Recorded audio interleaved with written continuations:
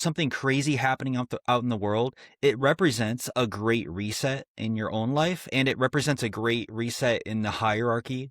If that happened, people probably would think that they are in like the Stone Age again. We can't just live this way in fear constantly of the next hooligan's going to roll into town and has a gun on his hip. No matter what, it seems like the system is always corrupt in some way or another, and there's just no way to not have it corrupt. You only have the freedoms that you are allowed to have by the people that allow you to have it. If Doomsday is coming, get in your school hallway, get on your knees, and put a book over your head, and you'll be okay.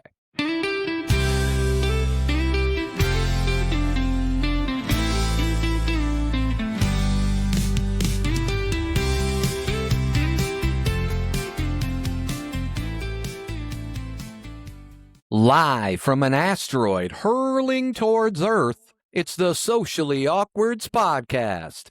I am Bruce Willis, and he is Ben Affleck, and we are the Socially Awkwards. Welcome to the pod. Today, we are talking about Doomsday. Specifically preparing for it, surviving it, starting over or after it, and all the things in between. Now, I should preface this by saying that Brandon and I are in no means experts to figuring out Doomsday or helping you escape Doomsday or helping you survive Doomsday or helping you survive after Doomsday. But we have gathered information over the years. We've watched a lot of things and we've researched things and we've sourced things. And so we're just going to throw out what we know and, and obviously some knowledge that we've picked up along the way and just kind of have fun talking about it. I've been fans of Doomsday prepping. I used to watch, there used to be a show. I think maybe it was a Discovery show or something like that where they would have these Doomsday preppers. I always watched. It was kind of interesting. So, Benito Affleck, you got a bunker full of bodies in your backyard. What is it about Doomsday prepping that makes it an exciting and interesting topic to talk about? We'll talk about the bunker full of bodies later, but let's get to the juicy stuff now. Well, first off, I'm very excited to talk about this. I think that for me, the thing that is exciting, I actually want to go even further and say that I think this is probably something that most men probably have, where it's like you want to become the sort of master of your own domain. To throw it back maybe to like Good the Seinfeld reference Yeah. there. Yeah.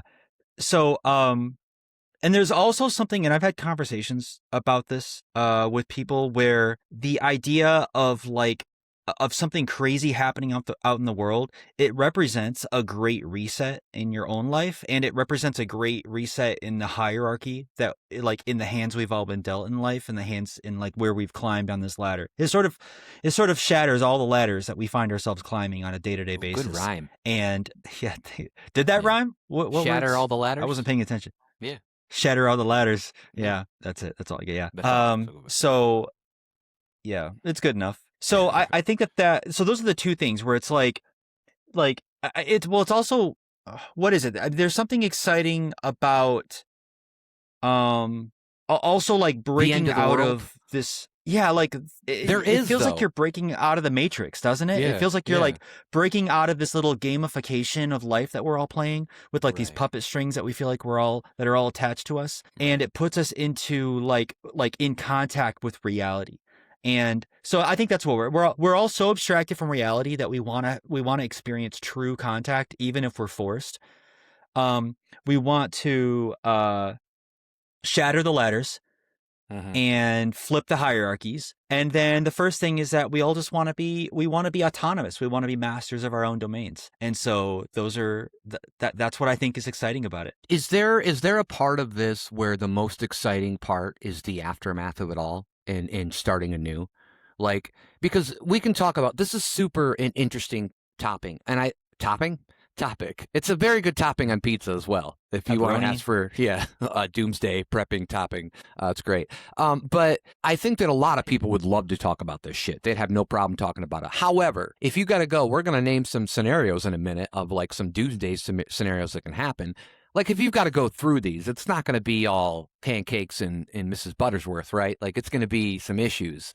But I do think that the kink of it all is the end it. It's like in our minds, we all want to be able to kind of reset and change the world. And I think, do you think that that's like the draw to it? Is it's like the end goal of like, we're not living in societal like means that we're going to something else and we get to create it. Is that what's interesting to it, do you think? Yeah, I think that's what I think is one of the big drivers. It's you want to have impact in your life. You want the things you do every day to truly matter. Yeah.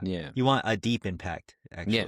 Oh, let's reference let's see if we can, throughout this whole podcast, let's see if we can reference all the Armageddon movies that we know of, like the Doomsday movies. Sure. And you've done well. But I might not have mine until the day after tomorrow. Yeah. I mean, and the thing is that what does it mean to survive? Because the kind of events that we're facing changes through time. So what we were facing, in 2000 or 2012 up till now could have changed. As time goes on, what we're prepping for might also change a little bit. Yeah, and I think it's also important that a lot of people just get complacent, especially in America, where we just are so used to going to the store and getting our food and just living our lives and doing our thing. And the last thing on their mind is one of these things happening and having to deal with all that. So I think it is important to have people out there who are really into this, who know what they're doing, who know what they're talking about, and because you're gonna have to find somebody like that if you're not. And so or make friends with like a bear and just become like a bear's bitch if you want to do that. A bear or a man, depending on what you're comfortable with. Right. Well, I thought a bear was a man. Yeah. He was just a bigger man and he was hairy.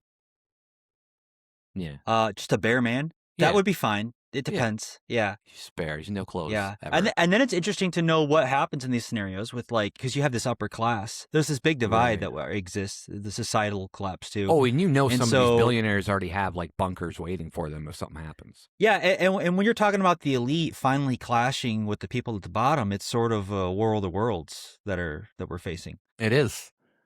I agree with you. And you have to see the sign. All right. Let's talk about some doomsday scenarios, okay? So we have one that is getting a lot of talk right now and is going to probably be getting a lot of talk for a while is an AI takeover. We are going to I want to let people know, we're going to try to do a specific episode for all of these at one point where we dedicate a whole episode to talking about these. AI takeover is going to be the first one I think we're going to talk about because I think that's what a lot of people want to hear about. And so we're not going to get too much into it right now, but you would agree, Brandon, that there are like AI takeover is pretty general. There are a lot of things that AI could do to end the world, but we're obviously hopeful that it's not going to do that. But so there could be a lot of different scenarios there just within an AI takeover, like, a Skynet situation, if you want to go there or whatever. AI takeover. Did we have that on our list that we came up with? We didn't. We I didn't. realized Really later that it wasn't. Did you add that? List. Yeah, I had to add it because I was like, I re-looked at the list and I was like, great. oh, I don't think this is everything. That has to be on there. That's great. Yeah. So we have AI takeover, we have alien invasion, which that's with some of the information we're getting now, that could not be too far off. I don't know. Bioweapons, the Carrington event we're going to talk about. I know that's one that you want to talk about at some point. Catastrophic chemical weapons. Those don't sound fun, but I think those would probably be not, we're talking chemicals, so they'd be like mustard gas. Like I know like back in World War I they were dropping mustard gas and shit like that. But chemical weapons I feel like when I start reading about those, I'm like, holy shit. Like what they can do to people, that's fucking scary. And then we have climate change, comet, asteroid, cyber attack, which you might put up in AI takeover. I don't know. It's kind of different though. That's cyber attack doesn't really seem like something that's going to take down the world, unless it's aliens. I don't know. Yeah, I see cyber attack is sort of in the same grain as like almost like the Carrington event, where it's about just our utilities and infrastructure, right. digital sending us infrastructure. Back. Like if that happened, people probably would think that they are in like the Stone Age again. They would have to do some of the stuff we're going to talk about because all of a sudden you have no power. You have if you can't power your pumps, you have no water, and you have no internet. You have no, so like it's like you're back in the day where, And then people always freak out about that. They're like, how are we going to survive? And it's like, well, wait a minute, dude. People were surviving that way for like well, a lot longer than 1900 years, but they were surviving like that for a long time. It's like, this is all quite new, a lot of the shit that we have. Earthquake, tidal wave, environmental disaster, experimental accident, which is probably how I'm going to go out. That's my favorite thing. Nuclear fallout, which we've both been watching the Fallout show on Prime. So that's kind of a good. I think that's a good version of what a nuclear fallout might look like. I'm not sure. I think they oversell the mutations that might happen. But definitely, I'm just talking about like the way the landscape. I do like the way the landscape looks, and when they do like the New Vegas stuff and all that stuff. Pandemic, disease. The roach limit, which is something that we'll discuss at one point. That doesn't specifically mean the moon, but it's things entering our atmosphere and they get too close and they just break up. Supervolcano, I feel like I said that weird. Supervolcano eruptions, and of course zombie apocalypse. And people might laugh at that, but when you look at some of the drugs that can come out nowadays, and there are drugs out there already. Think about what's the one where it's the illegal one that people are always on. And they're always doing crazy shit. God, is it bath salts? Like that. Like I think of something like that where it could be like, I mean, technically, if you look at like a zombie type disease, wouldn't rabies almost be that way? I guess you would just die from it. But if you like rose back up from the dead, and there's you were also on parasitic. rabies, there's also parasitic examples of zombification where a parasite those like worms burrows that fly into up the your brain. penis in the water. They fly up them? Worms? Well, no, I guess they swim. They don't fly. I mean, it's probably hard to fly in water. Yeah, and I think you're right. I think there's a certain penile amoebas that exist down in like the Amazon where you don't want to go like wading in the water too. Like like it's ridiculous. Yeah. I'd rather just have a bunch of leeches on me. Yeah, I'd rather have all over her body. Yeah. I think that is that how the lyric goes? I wondered if I always misheard it all these years. I wasn't sure what lyric you were referring to. Oh, leeches all over her body. Yeah, who is? Oh, yeah, the crash test dummies. Yeah, I don't know because they are talking about real stories. So maybe that's based on a real story. I'd have to look that up. We'll do a whole episode. Yeah, I think she was a swamp. She was keen to the swamps. But down in southern, we have an amoeba.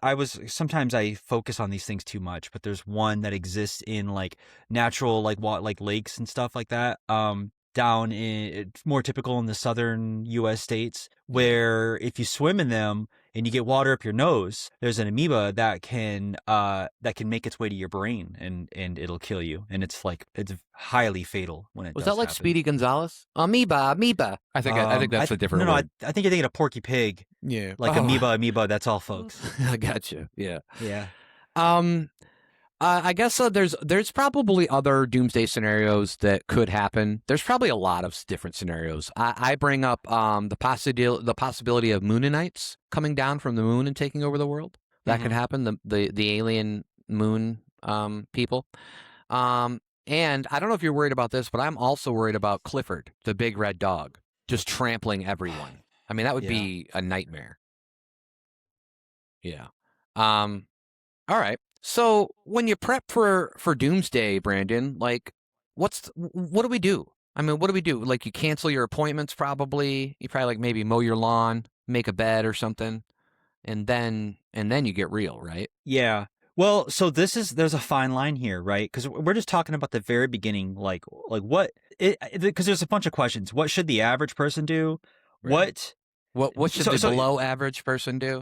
Yeah, and what should the above average person judge? Everybody the below has their average jobs. Person? Yeah. Everybody's got their jobs. Yeah. So it's like how much prepping is okay? Like, yeah. So all that I think about it when I think about the question is like, what should you do? And I don't know, but I do know that I have some supplies. I've got a little bit of like a bug out bag. But it's not something that I've spent years and thousands of dollars on. But it's something that is sort of like, I think I explained it away as a camping bag that is ready to go that I can just grab.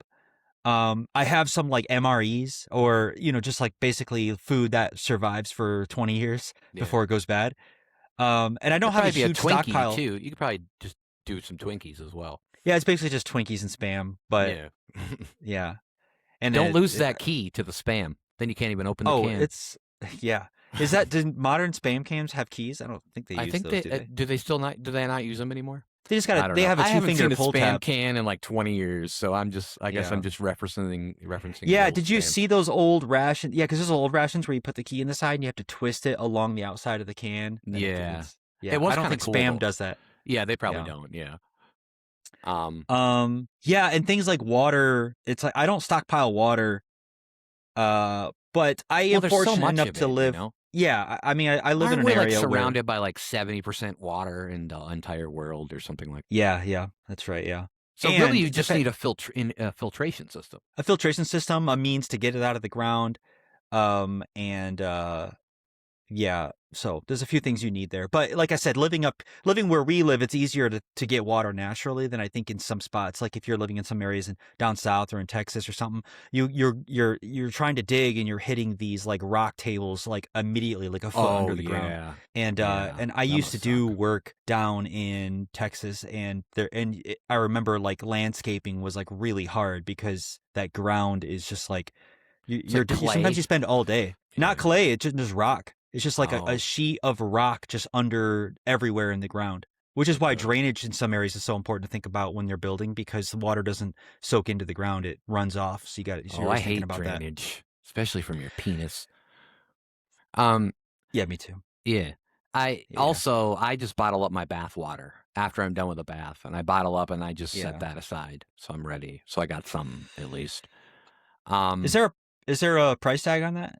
Oh, I definitely. Asking for a friend? Yeah, okay. $10 a jar. Okay. Not bad, actually, considering, every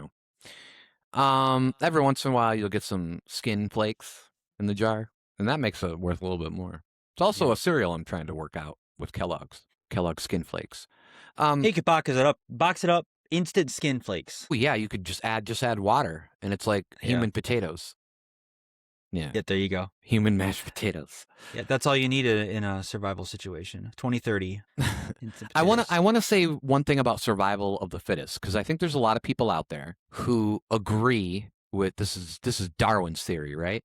Of survival of the fittest. And there was a lot of people even during the pandemic saying, "Oh, just whoever survives." Like, but my problem with survival of the fittest, and let me ask you this, is because what do they mean by fittest? Some people would say it's just by physical strength, whether you're fit there.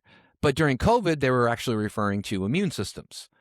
Some people would say maybe it's your intelligence. So who was to determine what the fittest really means? The only thing that determines it is the ones that survive. Right. And that is the determination. Right. But I do think that you make an interesting point, because I read an article a while back about how like one thing that most people forget is that the fittest for many species, I think including humans, it's not about the individual as much.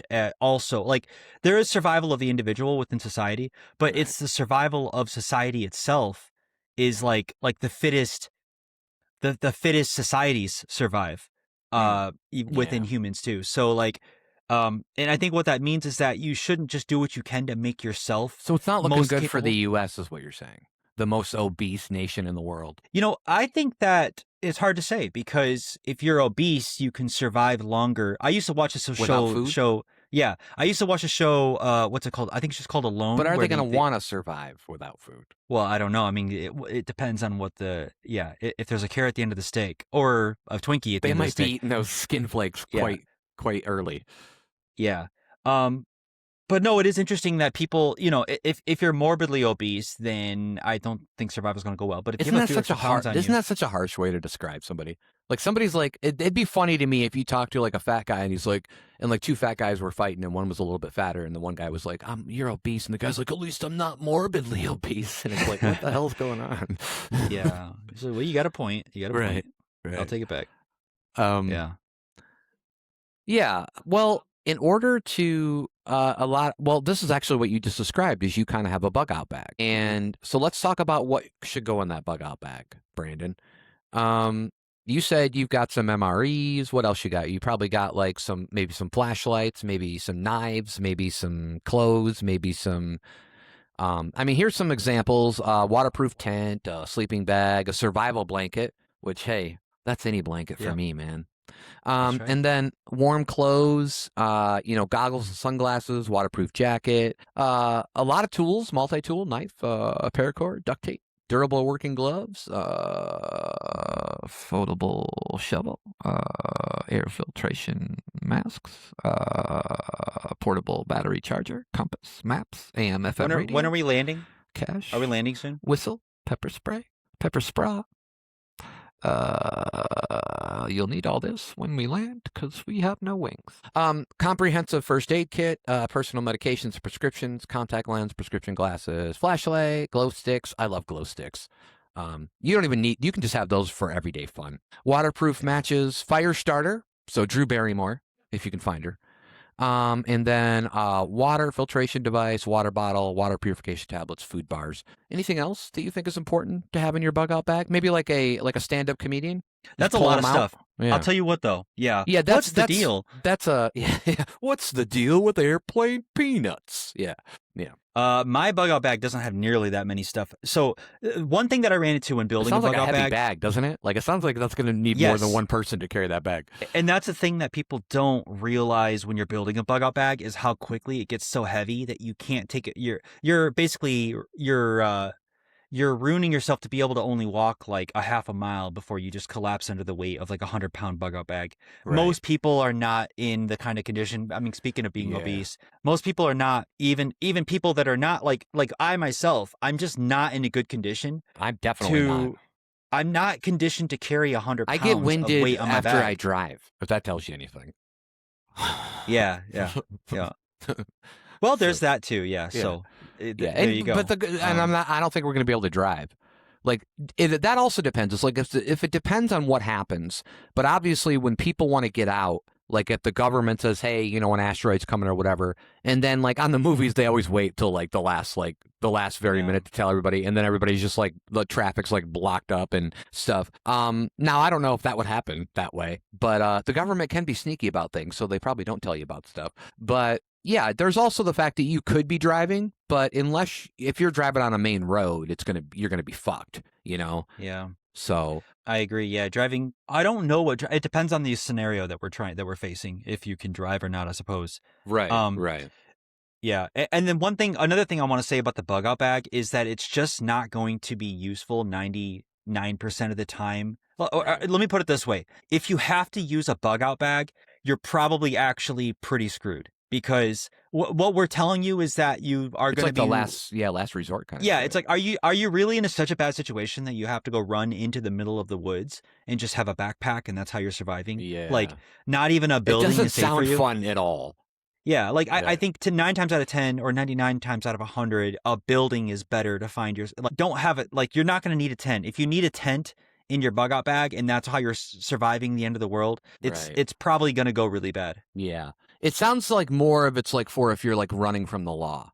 And then you're like, oh, I got all my shit. I'm just going to go. But I do remember that one time when you and I were somewhere and a woman was going into labor and you were like, wait, I'll go get my bug out bag. Yeah. And then you got out of there. I had some fishing line and a hook ready. Yeah, you came back and you eventually came back after you stopped at Wendy's. You did get her a kid's meal, which was cool. But you stopped at Wendy's and then you came back and we delivered the child. And that was probably that's better than any bug out bag. Delivering a brand new life into this world, into this hellish hellscape of a world is probably more important. Let's talk about shelters and fortifications. Now, obviously, there's luxury shelters out there. I don't know if you've seen any of these, but some pictures of these. But these rich bastards, man, they get like full-size swimming pools. It's like, come on, man. Now you're just taking up too much land. And here's a question for you. Like, how many shelters have to be built in the whole U.S. to where, like, all of a sudden, like, the land and the soil is, like, how many shelters can we build underground before the soil above it's like, oh, shit, it's too many now? Or do you think it wouldn't matter? You think if everybody had a shelter? Like a bunker? Yeah. Like, if everybody had a bunker. Oh. Do you think that would be too much? Like, we'd be like, oh, wow. 380 or no, sorry, we have what, 335 million bunkers? I think the earth can support bunkers for everybody. Okay. And they have Yeah. natural bunkers. We're going to talk about those later. Caves and shit, old salt mine, like different mines and stuff, which, we're kind of mined out. But so they've got luxury bunkers. They've got community shelters. If you don't know about Vivos Group, I think Vivos, I don't know, Vivos or Vivos, Vivos. You can go to their website and they actually have community shelters that they've been working on old military munitions and stuff like that in the old mines over in South Dakota and stuff like that. Then you can call or check out Atlas Survival Shelters. They do residential fallout shelters for you. And then there's just like natural stuff. There's caves. We have a lot of caves. I think Tennessee has 20% of the whole country's caves. And then there's the big Mammoth Cave in Kentucky that is like, what, hundreds of miles long. But I do wonder, it really depends on the situation. And I was going to ask you this. If you're in a bunker, let's say a nuclear weapon goes off and you go to your bunker, but that nuclear weapon actually sparks an earthquake. Are you fucked if you're really close to the epicenter? Or I don't know. is it gonna? Yeah. I mean, they probably have some fortified walls and stuff, but they go pretty deep with bunkers. And it's like, well, how, if you're near those plates and they're shifting, like, is that going to be, I don't think it matters what your walls are like. I don't know. Yeah. Just don't put too many knickknacks up on your wall, I would say. Yeah. You should be fine. I also think about, because we're talking about bunkers and shelters and stuff, and like, because there's a whole thing about like, because a lot of people don't have bunkers, right? And so, yeah, what do you do above ground? How do you shelter? How do you fortify the house that you live in? Yeah. Why don't you tell us about that, Brandon? Because there are critical fortification features that we can use to figure this out, and some tactical home fortification. We got a couple of things here you can talk about. Yeah, I mean, like, you got some metal siding, some old cars, flip them up, take some junk. I think people in junkyards are really well positioned to just, to build stuff out of the junk that they have and fortify themselves. I mean, we want I'm some not above structural taking, hardening, right? Yeah, I think so. I mean, so the question is like, what are you hardening against? You're probably not going to be able to do anything personally that's going to help you survive a direct blast from an asteroid or a nuclear bomb. But Right. I think that so that's the first question. It's like, what are you having to shelter from? If we're talking like zombies or just riffraff or other people you want to keep out, Right. I think that building walls has stronger doors. And you could probably just use basic 2x4s for some of this stuff for reinforcement around your walls, depending on what kind of place you got. Many people, an astonishingly large percentage, live in mobile homes, which are it's a different nature. It's a different beast than living in a stick-built house. So if you're in a stick-built house, you're probably not going around to your walls, putting up 2x4s on the outside of your house. Right. But you are still thinking about like entryways, like what are your windows, what do your doors look like? How can people get in? And also probably I would assume protecting the utilities that also are on your property. And how do you fortify that? Do you want people to have access to do you have a generator that's running? Do you have a what's your water supply look like? So I would think about that stuff too, is like, how do you fortify that? I don't think I have a good answer on exactly what you are doing. I think that you just have to be scrappy and do what you can. Probably some reinforced steel somewhere would be good. Reinforced steel. And I think that the next thing we're talking about kind of goes into also the like fortification, which is like you can fortify yourself up to a point, but then what do you do after that? Yeah, and you'll want some NBC filtration, which is nuclear, biological, chemical air filtration that'll help you. I like to call it 7 and 4 filtration. Yeah, that's a joke that only people that are around our area will get, but hopefully everybody will get it too. Whatever your numbers are that you watch 7 and 4, most people are like, "What are you talking about? I watch Amazon Prime or HBO or Netflix." Yeah, and then if you wanna get, you would have to reinforce some things in your house if you want like some tactical things. A lot of people have safe rooms. Some people do safe rooms. A lot of people just make them like some kind of interior room, and that's a lot. Like people do that for like hurricanes or tornadoes as well. Usually have to be in a room that's like in like the middle, like one that's away from walls and window, like outside walls and windows. You can have debris huts in the wilderness. You can have Mm. there's natural features, there's caves, there's rocks, there's all kinds of stuff. I do want to say though that like there's people like in the South, like in Florida. Florida's the flattest state in the country. And there are issues where, like, if you get a big tidal wave, a big enough wave, is that going to affect your bunker? Is it going to seep down enough to get into your bunker, or is that not going to be an issue? Do you think? I don't think I think if you build it right, if you build your bunker close enough to the coast where well, no, that's a good point, because if we're talking like a giant, tsunami, Yeah. or an asteroid impact in the ocean where you're like within the radius of water You know splash out. Tsunami, the Japanese gamer. She's great. Yeah, she's a really great person. Yeah, she's cool. I want to marry but her. I don't know her at all. Never heard of her.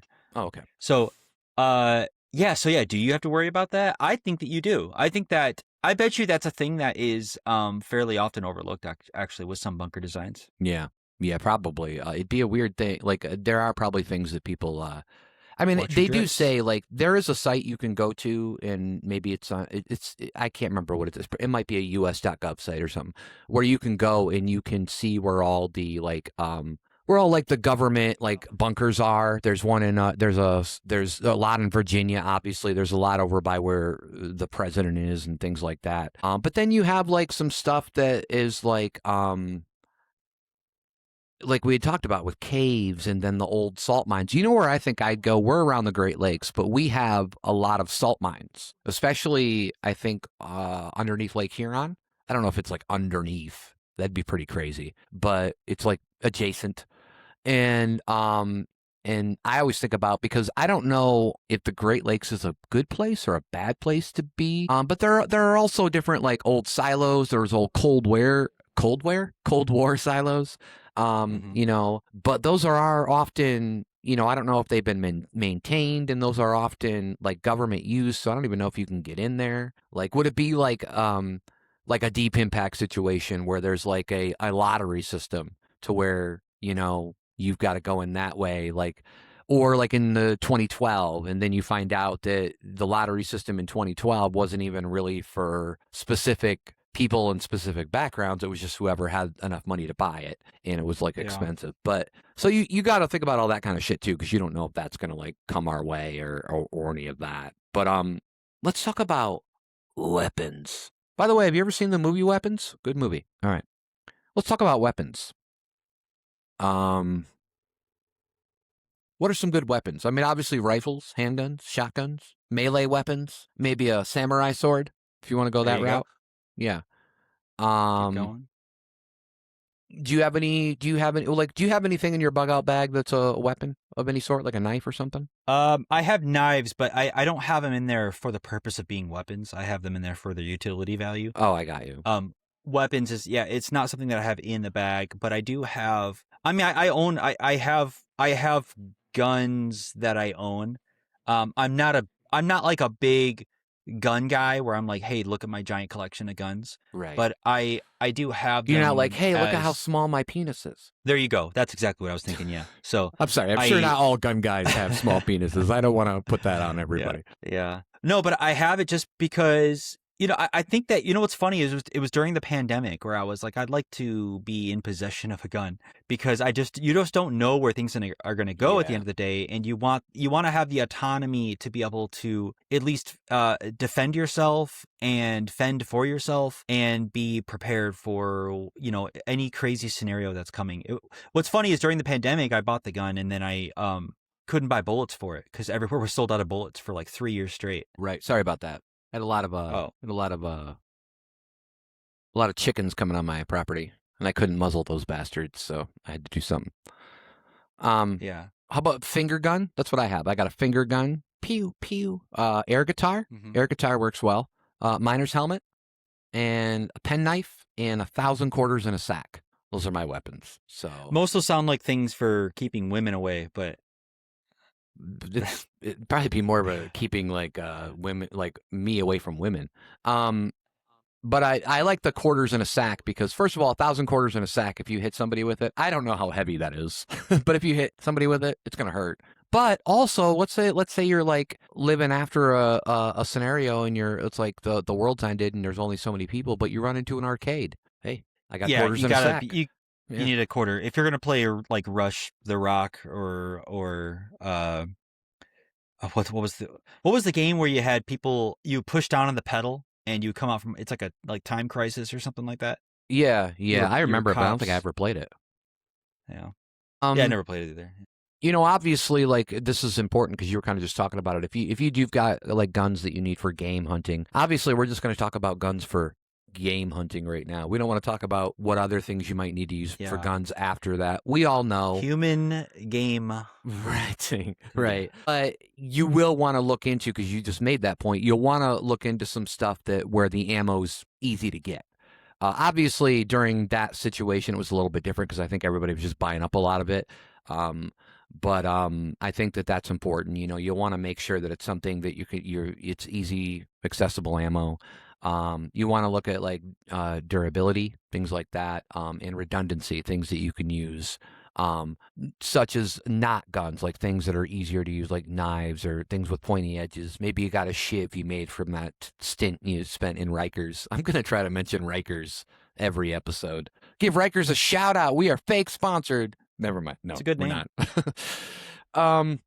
All right, let's talk about bushcraft, because before you told me what this word meant, I just thought it was people pruning. I thought it was like an airplane made of bushes, or a party boat celebrating 70s vaginas is what I thought it was. But then you told me what it was, and it wasn't either of those things. Yeah.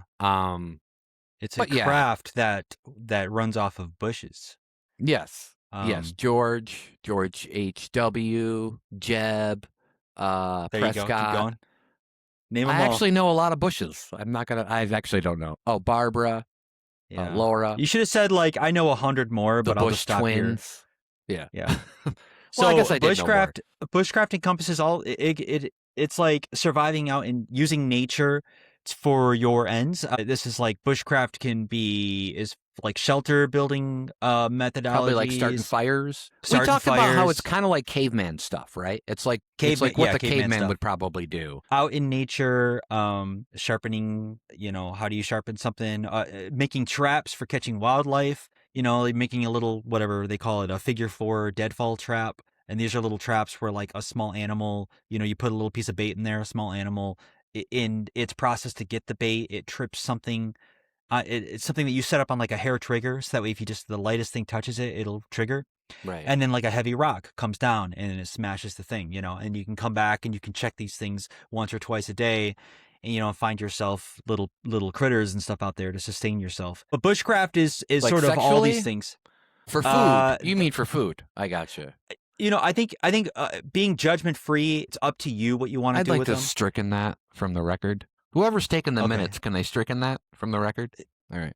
Yeah, it's stricken. Somebody's taking the minutes, right? We should have a flashback edit that we do for these situations where we flash into a courtroom. What are they called? The ladies who are typing.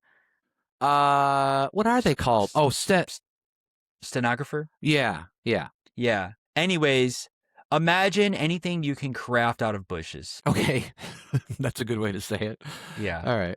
I should have started with that. Yeah. Because a lot of the stuff that you may need for bushcraft would probably be in your bug out bag, I'm assuming, right? A lot of the tools and stuff. But bushcraft itself is utilizing all those tools and nature around you to create shelter and create warmth and get food, and all the stuff that you would need is basically what it is, right? Duct tape. I think duct tape is huge. Yeah. I was gonna say, I think it's huge for so many things, not just for criminals. Like there's a lot of criminals out there that need it, for like kidnappers and stuff. But you just need it in general too. Like it's so much more than just for like criminal use, is what I want to say. Yeah, it's not just for swans, geese. I should have said that the other way around. But no, two things you want to bring with you, I think, are probably some type of blade. And I think it's really helpful to have some sort of cordage or string or something in that vein.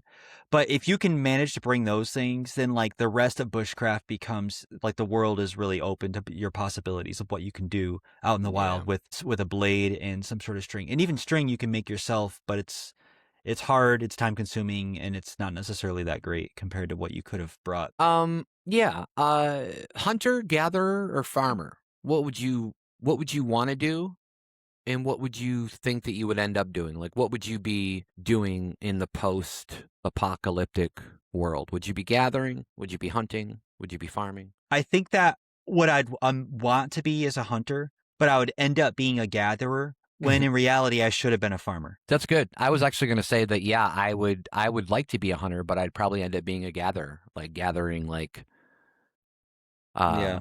shrubs, slugs, shrugs, and maybe some hugs along the way. Another mushroom, Matt. Yeah. We don't eat these. Yeah. Yeah. We don't eat these kind of mushrooms. Oh, It's promise will be a beefsteak. fun time. They though. call it beefsteak. Yeah. Yeah.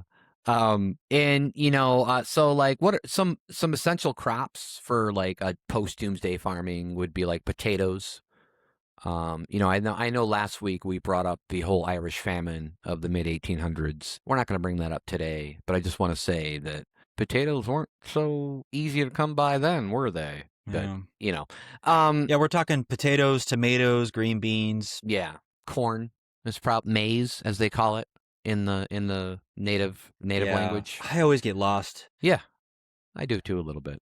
I guess corns, beans, and squash, which are called the three sisters in farming. I guess I didn't know that, but that's what they say. Three sisters. Livestock, chickens, goats, rabbits, and pigs are probably the easiest. I don't know how easy it is to come about like a cow, but chickens are fine. Goats, you can do stuff with goats. You can milk a goat. You can eat feta teas. You can drink goat milk. You can do all that. I'm not a big fan of any of that, but you got to do what you got to do to survive, right? Same with pigs. You can get some pig milk. Brandon's favorite kind of milk is pig milk. Yeah. But yeah. So that's just kind of some of the stuff that you would have to be doing for kind of a self-preservation method. But let's talk about bunkers. All right? And not Archie bunker, not a bunker that you might hit your golf ball into, or a lot of people call this a sand trap. We're talking about underground bunkers, doomsday bunkers. And I do want to share something with you and the audience real quick. If I could get there. But I did come up with a couple of photos of some bunkers. Kind of hard to come by, kind of hard to all right. So this is just a regular kind of like a diagram of what they might do. And you can kind of get in where you have like and they go pretty deep. How deep do they go? I can't remember, but it's pretty deep, right? But that's kind of cool. Fairly deep. Yeah, and you want it, and why do you want it to be deep? Well, you want to go as deep as you can because it's more fun. Why you want the bunker to be deep? Yeah. Well, because you want to be away from the radiation. You want to be away from the initial blast zone of any kind, especially if it's right on top of you. You want to be able to survive it if it's coming right on top of you, right? So, even though most likely it's not gonna be, but just you never know. Yeah. And then I thought this was cool. They do so these are the old storage containers that they'll use for bunkers, right? So you got like a before picture here of like I don't think this is deep enough unless this just looks like more like a walkout basement. But yeah, it's cool. It's cool looking. Maybe that's an initial start and then you can make something deeper, but the end picture here does make it look cool. I'd like to just live there, honestly. It looks cozy. Yeah. And then this is somebody, I don't know if you heard about this guy in Canada, and he's in like Ontario. And he took, are those storage units? Those are school buses.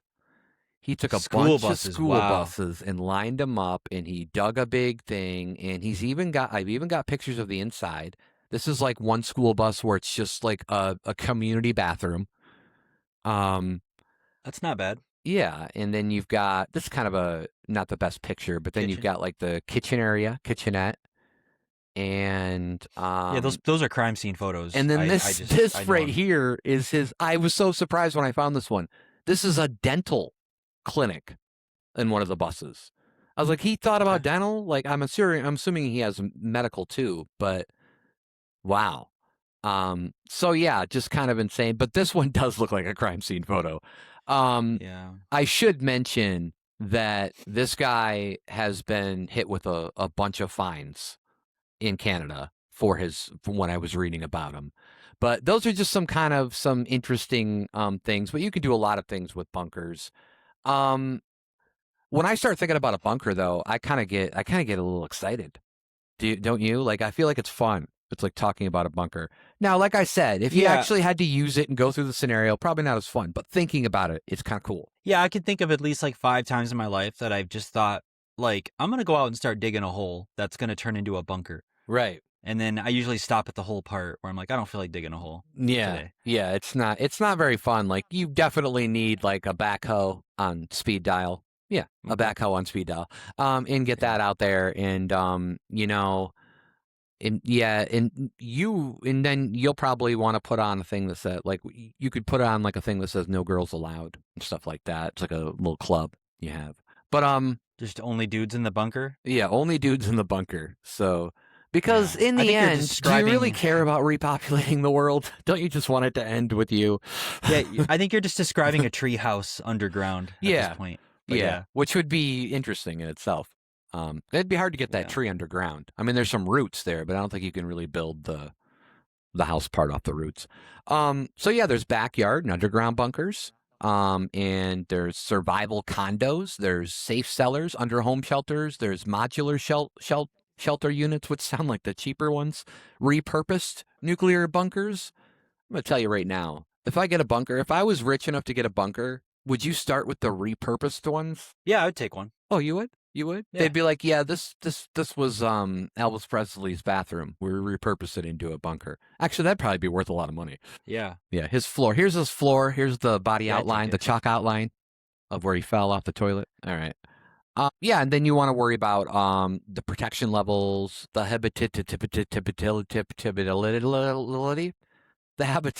say this word for me. Wow. The first time I said it, it was 24 syllables, and I had to cut that down. And then, yeah, some water management and structural material. And we're going to get into bunker life. I think that's going to be the fun part, is when we start talking about bunker life. And like, that's our next YouTube channel, is Bunker Life. Bunker Life. Yeah. Right. Subscribe. Living that bunker life. And then you'll also want to, I think, a lot of things. So you have different styles there. I have Fat Boy style, which sounds fun, which is a large one-piece shelter that can accommodate up to 8 people with luxuries like granite counters and full bathrooms. So that's nice. Safe room, panic room, fortified, smaller space within a home, designed for immediate short-term security against intruders, often acting as a gun safe. And underground rat tribe shelters, smaller personal shelters often aimed at self-preservation from small families. This must have been what Smashing Pumpkins were talking about. Despite all my rage, I'm still just a rat in a cage. Okay. I don't even know if those were the proper lyrics, but they were close enough. Let's talk about some locations, or some key factors for choosing a bunker in off-grid location. Now, I know a lot of people can't really choose, unless you've got some money and you got some extra property. You're basically going to have to, dig your bunker on your property, right? But some people might be in these spots, or some people might have some extra money or some extra or some other property. They can do this. But obviously, low population density would be key. A lot of people might think that they want to be close to a big city, but you'd probably want to stay away from that. First of all, big cities are, if there's going to be some kind of an attack, that's usually going to be where they're at, right? And then and then you want to take a look at your climate and your natural resources. So where your water is going to be, you got some fertile soil. Do you say fertile or fertile? What do you say? I say fertile. No, actually, I also sometimes I like going with fertility sometimes, but right. I asked for this at a floor store once, and they said, we don't know what you're talking about. I'm like, you don't have fertile? Whatever. Anyways, actually they did. They brought one out that was just like bear fur, which was nice. But yeah, you want to find a temperate climate for farming. And then how about, avoid areas prone to war, which in the U.S. you're probably fine. I realize that some of the stuff I'm reading right now might be maybe talking about anybody in the world. And then, yeah, like we had talked about before, you want to know the natural disaster risk. So are you by somewhere where we might be in a flood zone, or an earthquake fault, or a hurricane path, or maybe you're in Tornado Alley, or, I mean, if you're in a bunker, you should be fine in Tornado Alley. But, and then, wildlife prone areas, what kind of wildlife are you near? Do you want to be near a brown bear? Yeah, brown bears aren't so bad. Do you want to be near a black bear? Probably not as much. Do you want to be near a grizzly bear? Definitely not. Do you want to be near a polar bear? No. Those are the ones that'll rip your fucking head off, won't they? Yeah. Mhm. Yeah.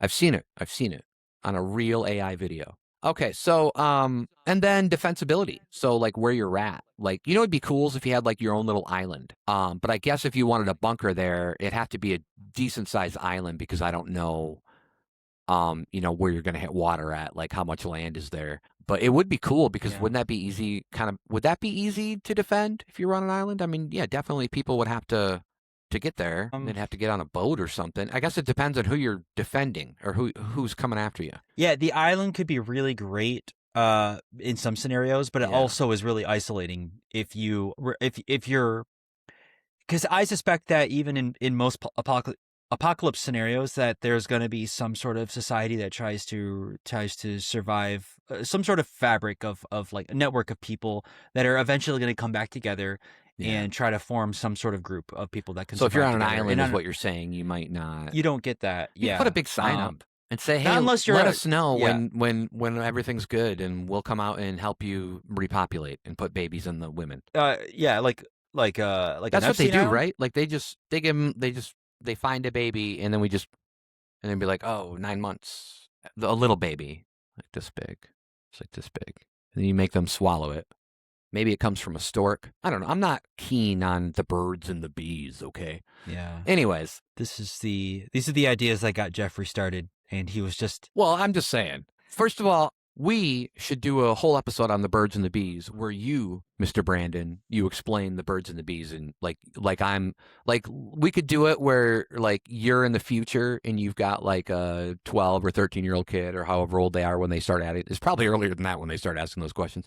But then you can pretend that you're trying to describe. It'd be nice to know what your parenting. Oh, we could do a Brandon's parenting episode where you just so then you can get like a head start.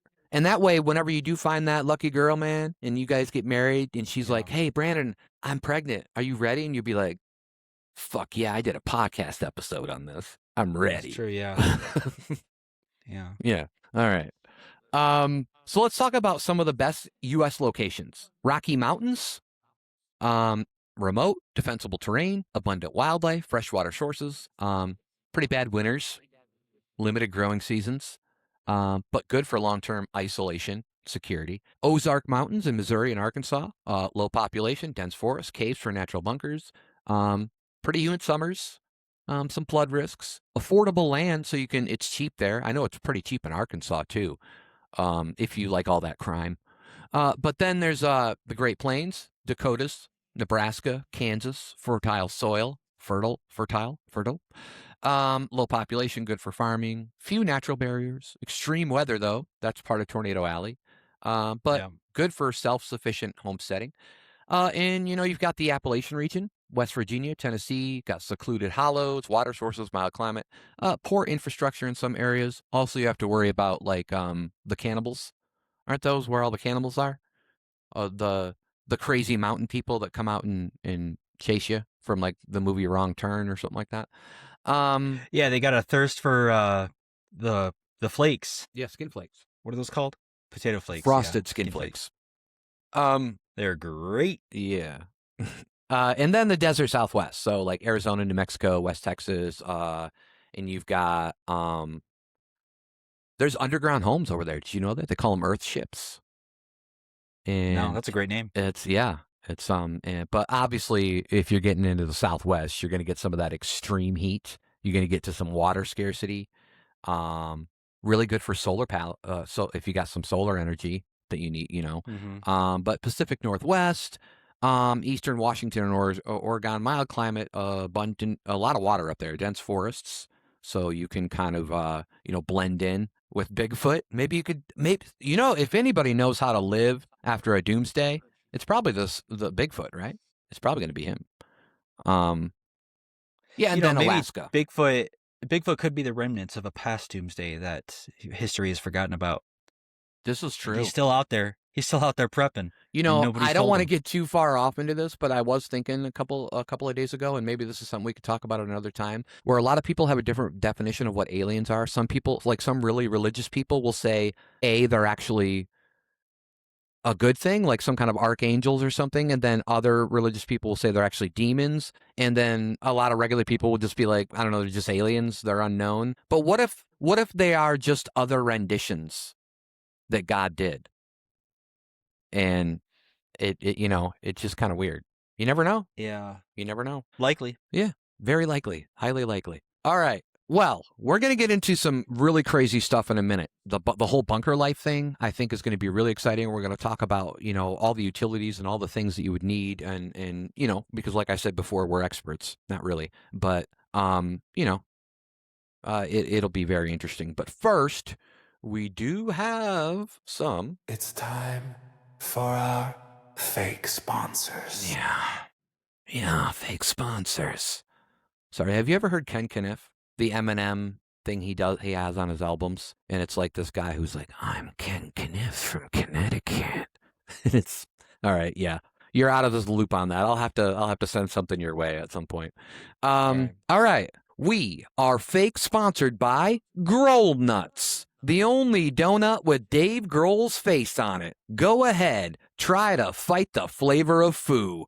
We are also fake sponsored by Gigolo Joe, guaranteed to tickle your giggle box from the inside. We are also fake sponsored by Proctology School. Learn from experts such as Dr. Ana Lee and Dr. Pinky Brown. We are also fake sponsored by the letter Q, because like the letter Q, we are nothing without you. Back to you, Brandon. Oh, yeah. So there we go. Back to you. Yeah. Yeah. Back to me? Back to you? Back to you. Back to me. Okay. All right. Yeah. Let's talk about bunker life. So Brandon, what intrigues you about bunker life? Would it be more fun to be in a bunker if the world didn't end? Or would it be more fun to be in the bunker after the world ended? Like just hanging out in the bunker as opposed to actually having to be in there. I wanted to say after, but after thinking about it, there's something about before as well. Because it's kind of cool. The optionality. It's like a total thing you can do to get to find some cool friends. You'd be like, they'd be like, hey, yo, we're going to go over to Dave's house and play some poker. And you're like, oh, really? Well, I'm going to go in my bunker and, whatever. And what are they going to say? They'd be like, well, fuck poker. I'd rather play poker in the bunker. Because who doesn't want to poker in the bunker? Brandon's got an Xbox in the bunker. I think I'm going to go there. Yeah, right. That's probably what they'd say. Yeah. That's all you need. Yeah. All right. So let's talk about some power. What are we going to do for power, Brandon? I mean, probably the most obvious thing is solar, right? You could get some solar issue. Nowadays, it's getting cheaper and stuff too. Well, we can list off the major power sources, generators that run off of things like gas, gasoline, probably diesel, and maybe some other wind turbine, less common wind turbines. Yeah, so the wind power. There's hydro. So if you have running water near you, you could take advantage of the movement. Sorry, I of smoke the a lot water, of weed, so hydro means something else in that community. Yeah. You also have something that I really like, but I don't think the average person has access to it, which is geothermal, which is basically using heat of the from earth, deep, right? Yeah. Yeah. And you would be in a prime position because you're just going to be closer to the center of the earth, the deeper you go. So you definitely want to try to take advantage of that. Yep, that'd be cool. And then also, if you're the best one I'd like to have is my own little nuclear power source. But you want your own nuclear power source? I would love it. Yeah. I would love it. You want some plutonium and whatever else comes in it? Yeah, plutonium or iridium and just heaps of aerosolized lead flakes. Maybe some unobtainium? Yeah, but I can't get it. Yeah. Yeah, it's very hard to obtain this unobtainium. But we'll get to the core of it. All right. Yeah. What about 100 hamsters running on hamster wheels? What would that power? Like a TV? That would almost power. Have you ever played with a light bright? Yes, I have. Last night. Yeah. So it wouldn't power that, but it would power. It would power a little light, just one light, so you can see. one of those little. Okay. Yeah. like one of the bulbs. I think it would also power it would power an etch and sketch. I think. Is what Etch a they're called. sketch. Yeah. I love those Yeah. too. These are all things that I did Yeah. last night. I'm glad you're mentioning them now. Okay. Yeah. And then the final one is whatever that thing is from ET that like spells out words when you type them in or something. Oh. Yeah, I forgot Speak what and that spell, was. I think. Yeah, speak and spell or something. I was going to say like spell and say or something, but I knew it wasn't right. It might be something like that too. Yeah. Yeah, and I feel like even 100 hamsters, like I feel like I'd have to have like 2,000 hamsters because I'd need backup hamsters because hamsters aren't going to live very long anyways, and they're probably not going to live. They're like even shorter lives when they're running on wheels all the time, especially when I got a little whip. Yeah, and a little whip. Well, you got Are to you talking about a little car? You got to motivate them. Yeah, that too. Okay. My whole point is to have a monkey who whips the hamsters to make sure that they keep. Even though I feel like I could just get monkeys, and monkeys would probably be better at creating some type of power for me, like even just winding a crank or something. What I would like to get, because I get bored a lot, is to just get a bunch of monkeys and then wait a million years, and then I would have Shakespeare. That is great. That would solve. That is. Yeah. It's a long time though, man. Like, what are you going to do until then? Read a magazine, maybe? I don't know. I hadn't thought that far. Yeah, that's a good question. Yeah, I got to rethink this whole strategy. Yeah. So you got to think about overlapping power sources, like you were talking about. Like probably you'd want to do that. You know, you have some solar energy here, you have some generator, you have a battery backup, you have maybe some wind power, maybe you have some hydro. You know, whatever it is. And then obviously fuel management. So if you do have something that's using gas or oil or whatever, you're going to want to make sure you have enough of that, and where you're storing it is important as well. And then ventilation. You're going to want to make sure you have ventilation. I know that there's these systems that they put into place, but I do wonder, in some movies, it's so weird to me because in movies and some of the bunkers I've seen, all they do with the pipe is they just curve it like a candy cane at the end, and they say, okay, well, that will keep from any particles coming in. But I'm like, yeah, okay, but can't anybody just come by and like stuff a sock in it and then you just like die? Like, what is that about? Yeah. So I don't know. Yeah. Wait, are you talking about ventilation for? Well, I was talking about for air. But yeah, I mean, 'cause we're getting into air quality in a minute, but that's what I've said is like in movies, I feel like I've seen that where that's what they have is like, and I'm assuming that that's just what they're doing for the movie's sake. I feel like you have to have something else, but I do wonder, like, I mean, because obviously here we're going to talk about air. You know, they're talking about HVAC units that can handle high efficiency particulate air. You know, filtration, removing like 99.97% of the particles, and then you have. But then you have to talk about CO2 management, because if you have in bunkers that are sealed up really good, which, you know, they're probably going to be, and you've got a lot of people in them, then you have a CO2 issue you got to worry about. And you can't exceed 1% in the concentration mark, because already it's that bad. I don't think people know. They call it the silent killer, right? Or something like that. Or not the silent killer. Well, yeah, the silent killer, right? The loud and What would be the loud and screaming killer? Would that be like a tornado or something? I don't know. I don't know. You're getting ripped apart. Like I feel like any final destination death would be a loud and horrible death. But yeah, just getting your toes pulled off. I think maybe something like that. Yeah, just toenails. That would suck. We talked about the NBC filters, which help with the nuclear stuff, and you know it's got to filter all that stuff out. I think air filtration is really hard because there are things in some of these scenarios we're talking about. Either if we're talking about a pandemic or nuclear fallout, like the air is radioactive. Yeah, these things are really hard because most people don't have access to. Most people are closer to having access to filtration capabilities, but even if you go so far as to have that set up, you don't have access to the proper measurement devices to see if you're doing a good job actually filtering out the things you're trying to filter out. And so it's a really hard, you just have to do what you can and hope that you did a good enough job. And I suspect that most people probably wouldn't do a good enough job. I'm not sure that I would. I think if somebody said, I think that the nuclear fallout is the best one, where if I had to build something, I would have to just hope that I did a good enough job, and I would probably still end up dying from breathing in, radioactive particles or whatever. So Yeah, and you That's a would hard need, like you were talking about, like some kind of air quality monitors. So this is already an expensive project. Obviously, it's not as easy as just going, 80 feet into the ground or however low a bunker has to be, or deep a bunker has to be, and then just putting a shed down there, and you're like, okay, I'm good to go. It's obviously a lot of different shit. Yeah, I think get yourself a CO2. I have a CO2 detector where I can detect the parts per million carbon dioxide, Oh yeah, which most people don't have. right. It's not as common, Yeah. but it's something that this is actually, this is a little bit of a sidebar, but carbon dioxide is one of those things that most people subject themselves to at smaller levels, and it does affect them in ways that they don't realize it. Smoking. Yeah. It's common smoking. It's really common in car rides Right. when you're driving long distances. Right. Just breathing in your own exhales inside the cabin of your car Yeah. subjects you to a lot more CO2, and it can cause, just at like medium levels, it can cause similar impairments to like being drunk or being buzzed off alcohol. And so people don't That's what I do when I don't have any weed. I just like turn my car on and I go outside and I take a big old huff off that exhaust. Well, that sounds like CO as well. Oh, which is yeah, not good. yeah. It's both. I forgot. Yeah. You get a little bit of everything. Yeah.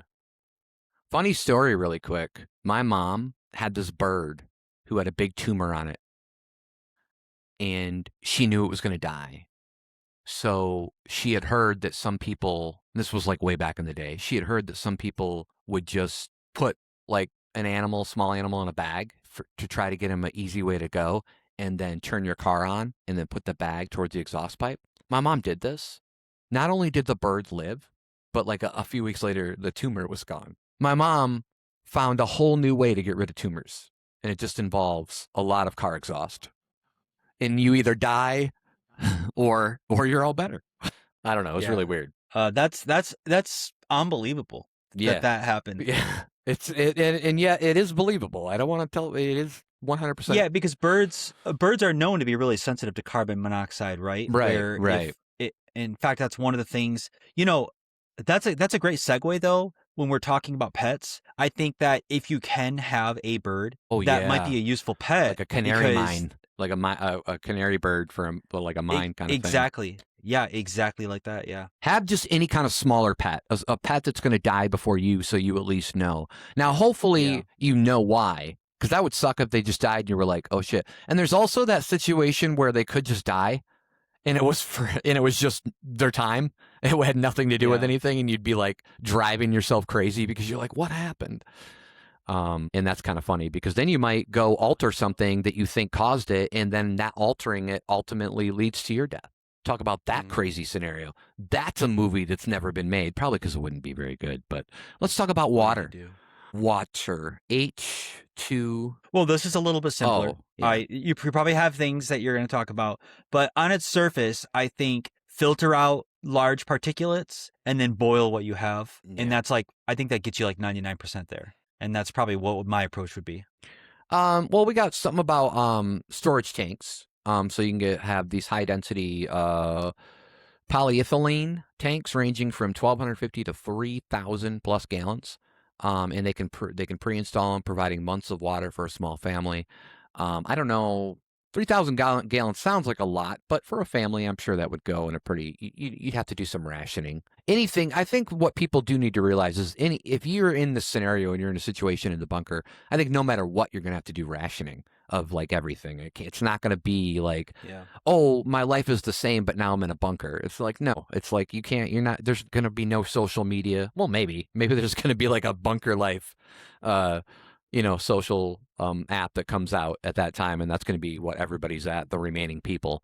But I don't know. Yeah, go ahead. You could say you took a big gasp of air. Yeah, I think you collect rainwater. People do that already, right? Yeah, they do that already. Keep your water supplies replenished. Specifically to do the ice bucket challenge. Yeah. ALS. Well, that was so longer than 10 years ago. Damn, I got to stop bringing up the past, man. I keep dwelling, but go ahead. You collect your rainwater. I've seen people use like they have gutters on their along the edges of their house or their roof if you have an outside building. Yeah. I know if we're talking about bunkers, then we are talking about maybe a little bit of a different system. Yeah. But I've just seen people use like you connect your gutters to pipes that then filter it into a giant water container and the water in there is, I forgot what it's called. I don't think you call it gray water, and that might be what you call it, but there's a name for it where it's like it's not potable, so it's not ready to drink, but it's just a large collection of water that you can then do something with. So having some situation where you can at least get that collected. Now, being down in a bunker, I think that you still need to. I would use maybe a big tarp. And set it up in a way to where it can collect water during rainstorms and then filter it down into, a pipe that leads to a reservoir like what you described. So I think for most places, rainwater should be reasonably viable over a long period of time. Now, for certain doomsday scenarios, like for in the nuclear fallout scenario, rainwater might not be the option. You might have to get it from the ground. Right. And do you have a blurb that you're going to talk about getting water from the ground coming up? I don't want to step on those toes if you do. Well, we're going to talk about, I mean, you've already talked about gutters, but like a deep well pump, something like that. Yeah. And water pressure and things like that. Yeah, you would definitely, that's kind of talking about it. But yeah, go ahead. I mean, the deep well pump, I think that the optimal scenario that was my is nickname in high school. Yeah. Yeah. In gym class? Yeah, deep well pump. Right before. Yeah, deep well pump. Yeah. Okay. And the class was just you and the gym instructor, wasn't it? Mm-hmm.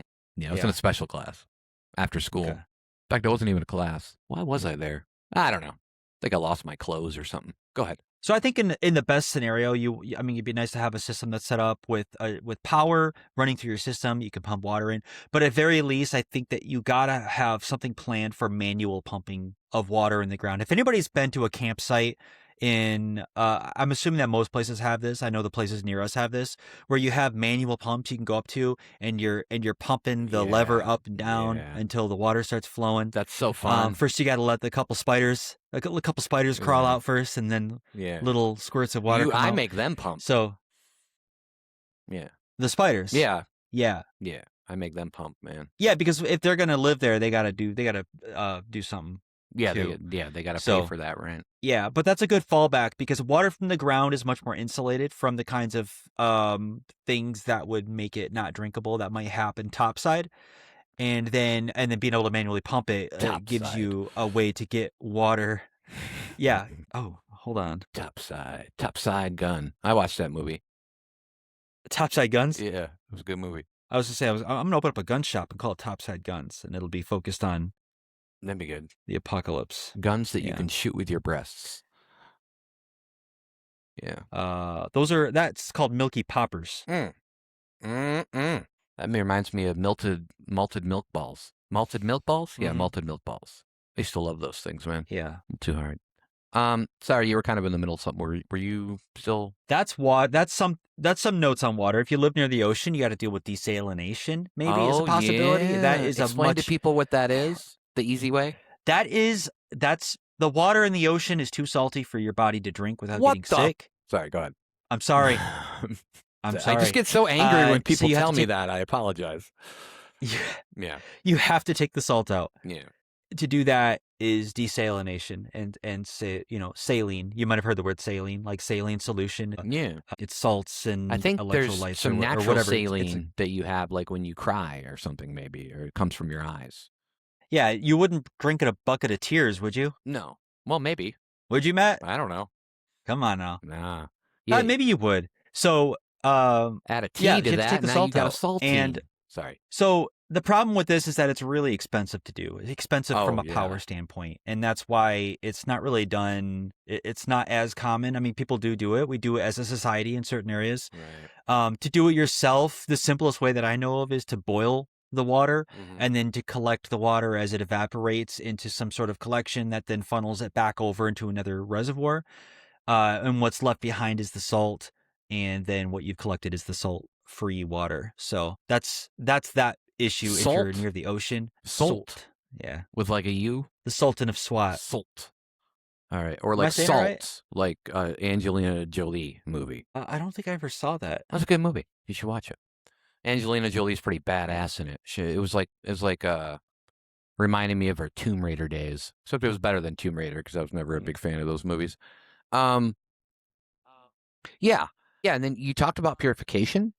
You talked about safety precautions. Talked about and then we should probably note that 1 gallon per person per day is the standard for drinking and basic sanitation. So, yeah. I mean, you should definitely, an efficient usage would be a family of 4 could make 500 gallons last over 100 days if rationed to 1 gallon per day per person, or roughly 30 days if using 4 gallons per person per day. Wouldn't the hardest That's thing, not bad. yeah, wouldn't the hardest thing for a lot of people, these little adjustments?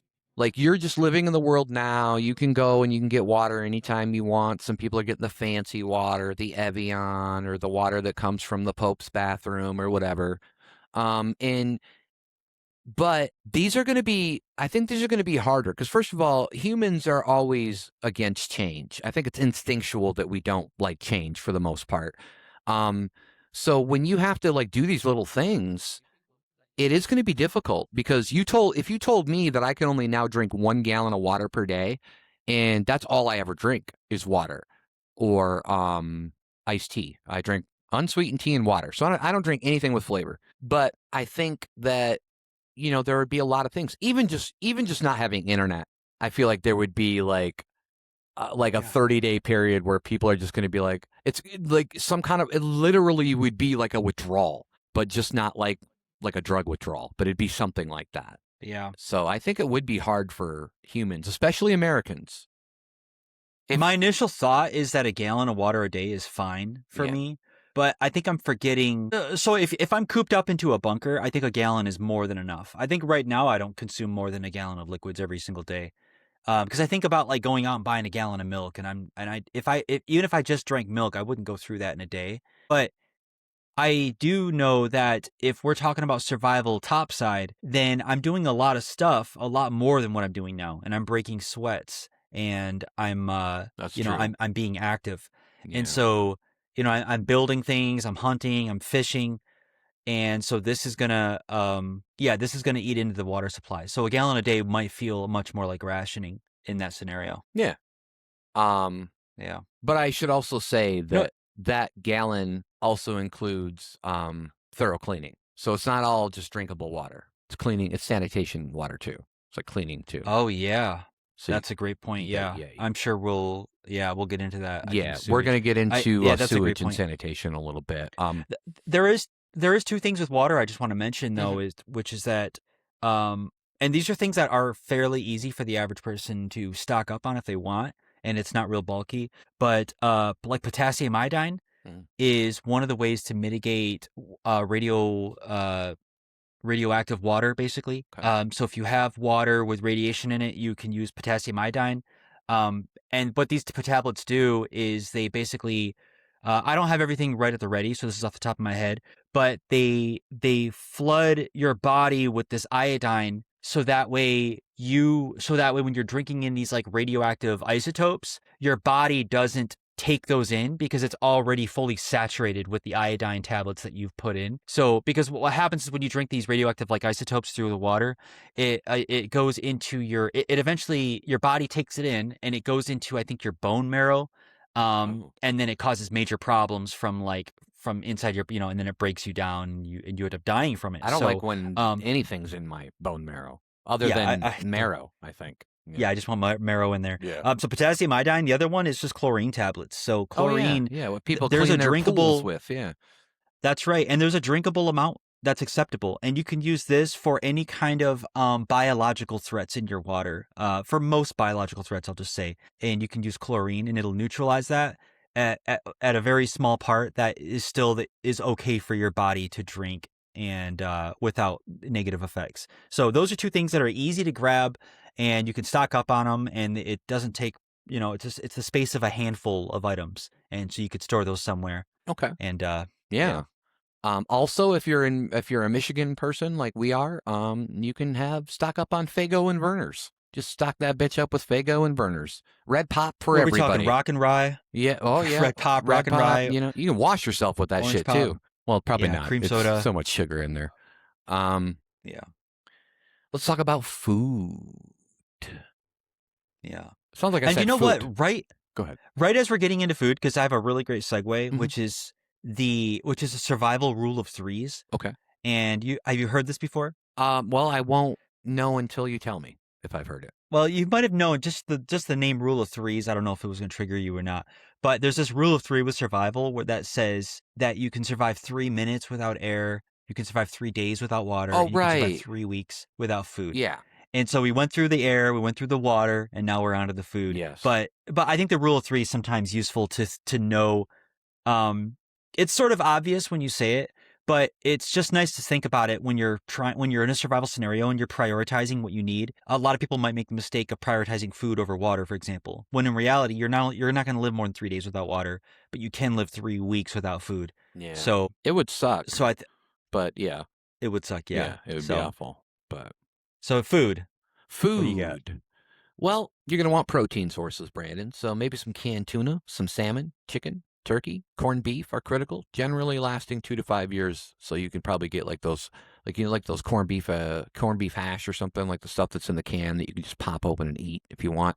But a lot of protein, obviously you need protein. There's staples, white rice, like rice will last up like 20, 30 years. Dried beans, lentils, pasta, just the essential stuff that you kind of use as a base anyways to make major meals would help. Flour, and stuff like that for long-term carbohydrates. And honey, we talked about it one time where honey is the only thing that never, ever goes bad no matter how it's stored. It lasts forever. Peanut butter, everybody loves peanut butter, right? That shit'll keep for like 3 to 5 years. Dried fruits, so you can have to get some of your sugars and your fats and the things that you need, the healthy stuff. So you could have like raisins, or maybe what are others? Some dried fruits, prunes. Are prunes? Yeah, dried fruit. I couldn't remember. Yeah, so stuff like that. And then, you have to store them in cool, dry areas, which you're probably going to be in down there anyways. It's probably going to be cool and dry for the most part. Glass jars are better for acidic items like tomatoes and stuff, while vacuum sealed dry items are ideal for long-term storage. Do you have any food that you might not be able to get in the bunker that you would miss? Like, what would be the first food do you think you would miss? Like the first, maybe some kind of fast food, maybe it's just a home cooked meal. Like, what would you miss the most that you couldn't have?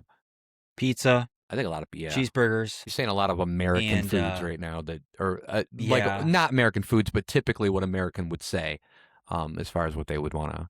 Because I couldn't. And a can of pop. Yeah. Every now and then would be nice. Why couldn't you bring a can of pop? How long those last? I think it's like 9 months. So you'd have to have. Yeah. The bitch about all this is I do wonder, like, if people, when they make these bunkers, if they just stock them once and then they never. Like, I mean, obviously there are things that it should be okay, should be good, but there are things that I would be a little questioned. Like if you've stocked everything like 20 years ago and you're like, and then all of a sudden something happened and you're like, well, yeah, I stocked it 20 years ago. And you're like, well, I don't know. There's some stuff I might not. Yeah. So I don't know. A funny thing a fun fact about pop is that if you are going to stock any pop for this scenario, don't stock any diet pop because diet pop doesn't last as long as normal, and it sucks, soda, because the sugar acts as a preservative. So, and it sucks. And that's the main reason. That's the why main you reason. Doing it. It's not good. Yeah. No matter how many times they say it tastes like the original, I don't think it's ever tasted like the original. And they keep coming up with different names for it, like Zero or. They're trying to trick you. Yeah. And I'll tell you one right now. If they have aspartame in it, I'm out. I do not like the taste of that shit. Mainly, I don't really like the taste of any fake sugars or whatever they're using to just, I don't know. All right, let's talk about hydroponics and aquaponics. Hydroponics, aquaponics. Okay, so you're going to use nutrient-rich water instead of soil. Vertical hydroponic systems are highly efficient. Aquaponics combines this with fish farming. Ooh, going to have a little fish, little aquarium in there, and then I think what you do is you take the fish out and you just over the head with a rock. And that's how you kill them, right? And then you eat them. You fry them up in your air fryer. Little fillet. You could have an air fryer down there. Why not, right? You could, but they do use a lot of energy. Yeah, that is true.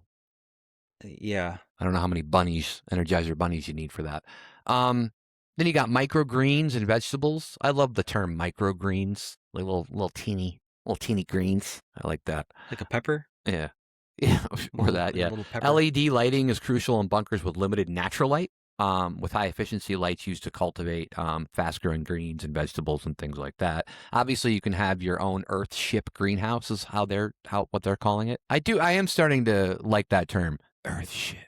This week on Earthship. Yeah. So Earthship designs use rammed earth tires for thermal mass, allowing food to grow from February to January, providing year-round food security with only 2 months of downtime. People may have seen me get a little shocked when I just read that sentence, and that's because we do live in northern Michigan, and our obviously we're not living underground, but our growing seasons aren't very long here. In fact, we can grow marijuana here now, and if you're up where we're at, it's rough. It's actually kind of hard to grow it in the right, with the cycle it needs. And then there's root cellar technology, passive underground storage, like the ground fridge keeps fresh vegetables and produce cold without electricity. It's cool. I mean, you think about it. A lot of people say there's a lot of different fruits that if you stick down in a wine cellar, like apples, tomatoes, things like that, where you could stick down there and they'd be fine for a long time because they're at just the right temperature. Potatoes are the same way. And then there's livestock. Rabbits are often considered for protein due to their rapid reproduction rate. So the rabbits keep fucking, and then you keep eating the rabbits that come out of the other rabbits that were fucked by the other rabbits, and you have a rabbit meal. You want some rabbit? Rabbit. Isn't there an interesting fact about rabbits where you can't survive on rabbit meat alone for very long because of there's some issue with it? Does that ring a bell in your head? It kind of does. I don't have anything here, but also this is talked about vegetables and other things. So you're going to have other proteins that you can live off of. So in this scenario, maybe it'd be all right, but I don't know. And they're also talking about how you might need some nutritional supplements, like a diet based purely on stored foods often lacks a lot of vitamins. And it's crazy because they tell you that you, or maybe some sprouts or something you can put on there. But it's really weird because no supplement is ever backed by the FDA, right? Like we're a weird country where you can just make up something, promise that it does this, and the FDA is like, yeah, sure, go ahead and do that. It's buyer beware kind of thing. Yeah. But and honestly, they have said, like, a lot of health specialists and nutritionists and doctors, they have all said that you don't need these one-a-day vitamins. But I think they also mean that if you're eating a balanced balanced diet, then you certainly don't need these. You're getting them anyways. But we are talking about a specific situation where you might not be getting some of these vitamins. So you probably would need something to kind of balance that out. That's right, yeah. So a vitamin that gives you some vitamin C, B vitamins, and maybe certainly vitamin D, especially if you're living in a bunker and you're not getting sunlight.